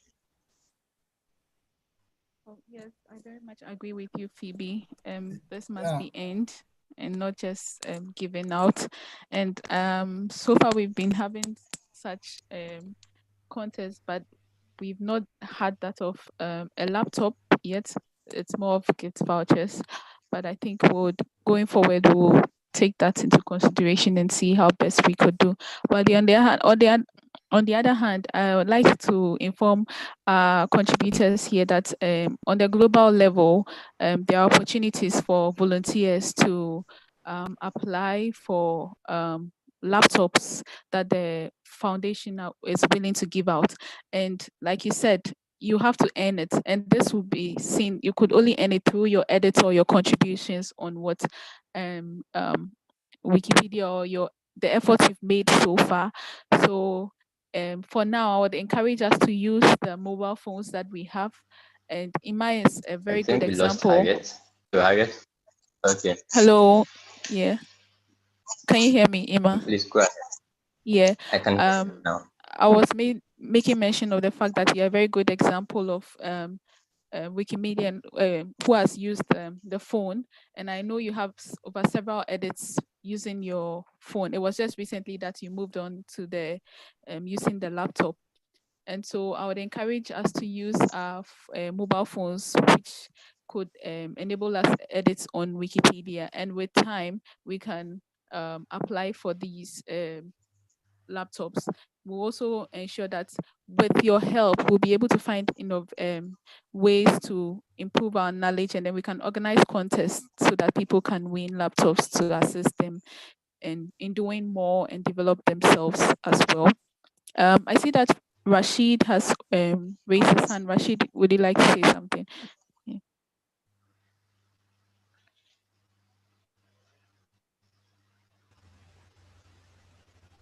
Yes, but I want to add that inviting people or convincing people to partake in the work that we are doing now is something that is sometimes tedious, because people trying to volunteer over here, let me say in Ghana at large, we are aware that there are no jobs. So when you try to tell someone or to convince someone to also come on board, and do this kind of work that we are doing. First, what the impression that they have is that how can you just sit down, type, write, and then you will not be given anything. So sometimes this thing, at least sometimes we have to get some kind of motivation for people so that they will be ready to partake in this whole project that we are into. So I think let's try. Or we you our bosses should carry it to those on top there so that they'll find ways of motivating people who are doing the work actually. Because I think at that particular high level, they can be able to check and know those who are serious about the whole thing so that at least there can be some kind of reward for people in partaking in this project that we are into. That's just an additional information that I have. Thank you. Okay. Thank you very much, Rashid. I would like to state that the foundation runs on donations and contributions from individuals. And so, as and when they have this donations, and then we are able to prove with, beyond reasonable that this is what we need, and we can make good use of it, then we would be left at sea and nothing would be given to us. So there's the need for us to rely on our resources for now. And for now, what we could do is the little data allowance we could give as a result of projects that we have applied for grants, then we can do that. And then going forward, we can think of providing the laptops and other packages that you might need. I also like to state that the first motivation should come from you. And what's the motivation? To be better than you were. And it must not come from maybe outside. It must just come from you. I want to be better. And that is why, thankfully, we have hubs in Ghana. We have communities in Ghana. This is a new phenomenon that people are signing themselves onto. They create spaces for people to meet, and then with the little assistance they have from the hubs, they're able to become better. So I would like to state and encourage everyone to put themselves in these communities and hubs, and then just rely on the little resources that they provide to become better, and not look out for the resources before they can become better, but they want to be better, and therefore the little assistance they get, they are just going to use that, even if it comes or it doesn't come in. I also like to state that until we had this meeting, I probably haven't heard of Pollinate and probably haven't heard of iCode. So this tells us that these communities are very important to introduce people to get to know some resources that are very useful for their development. And so I would encourage us to tell a friend, about these communities, about these hubs. Tell our brothers and sisters up north that there is there is Pollinate, and then tell our sisters in the south that there is iCode. There are various hubs that are available to assist people in their development and achieving the greater good of all. Yeah, I would like to end this session here and make you all aware that there will be a link for you to share your views, or tell us which one you identify with and think we should start working on immediately. So Al Hassan, Rashid, I think you are thinking about the technical skills and development, and also providing the resources that we need. So the link will be sent, and please try and let this inputs that you made be known, so that we can share it to the other communities or chapters, and they will see how best they can help us. The link has been posted to the chat group, so I would encourage everyone to go. It's a survey, and this seeks your opinion on the recommendations and how best, or which one you think we should work on immediately. Thank you very much. Thank you very much, Harriet, for that. So the next session will be the networking session. I think we have just about 10 minutes for that. So I think Zita is going to handle that. She's going to divide us into rooms. You introduce yourselves wherever you find yourself. You introduce yourself to the person, and the person introduce himself or herself to you. So Zita, please, if you could go ahead. We need to get people to fill the form first.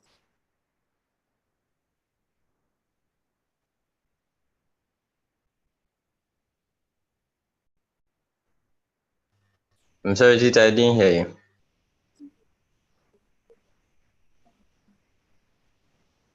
Okay. So Can you hear me? yeah, I can hear you. I just want to say thank you to everyone that has stayed from the beginning of the call to this point. You guys are awesome, and please, I'm begging you, do well to fill the Google the survey form that was shared in the chat.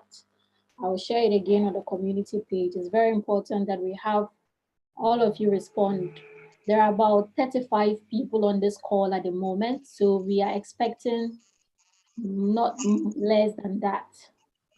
And I think there's a session where you have to put your Momo account number in the form.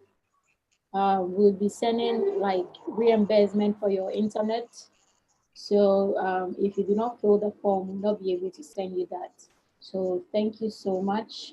And the last item on the agenda is for us to break you out into different rooms where you would have to get to know more people. This session is optional, but this is a great way for you to meet new people in the virtual space. So we really appreciate your time, and we really look forward to working with you all, and we'll be reaching out to you. For the winners of the previous Parliament of Ghana contest, Harriet, when do you think tomorrow? So we'll be meeting up with you tomorrow to deliver your shopping vouchers. And we'll be sending out messages in the group page.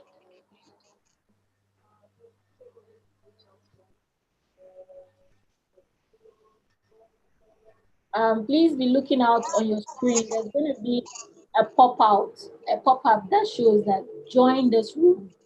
When you see it, you accept it, or you click join to take you to a different room.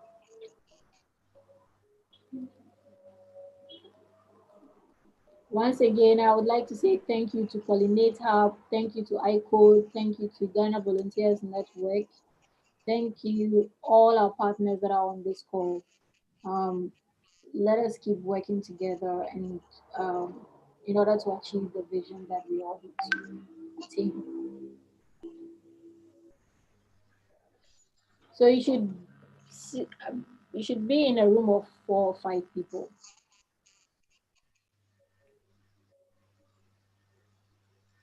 Happy networking, everyone, and enjoy the rest of your day.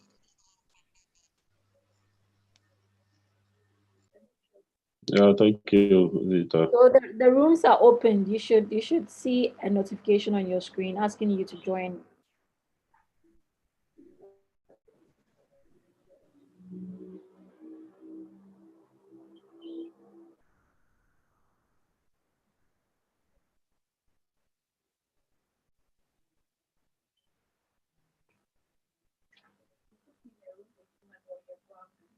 I know all of it.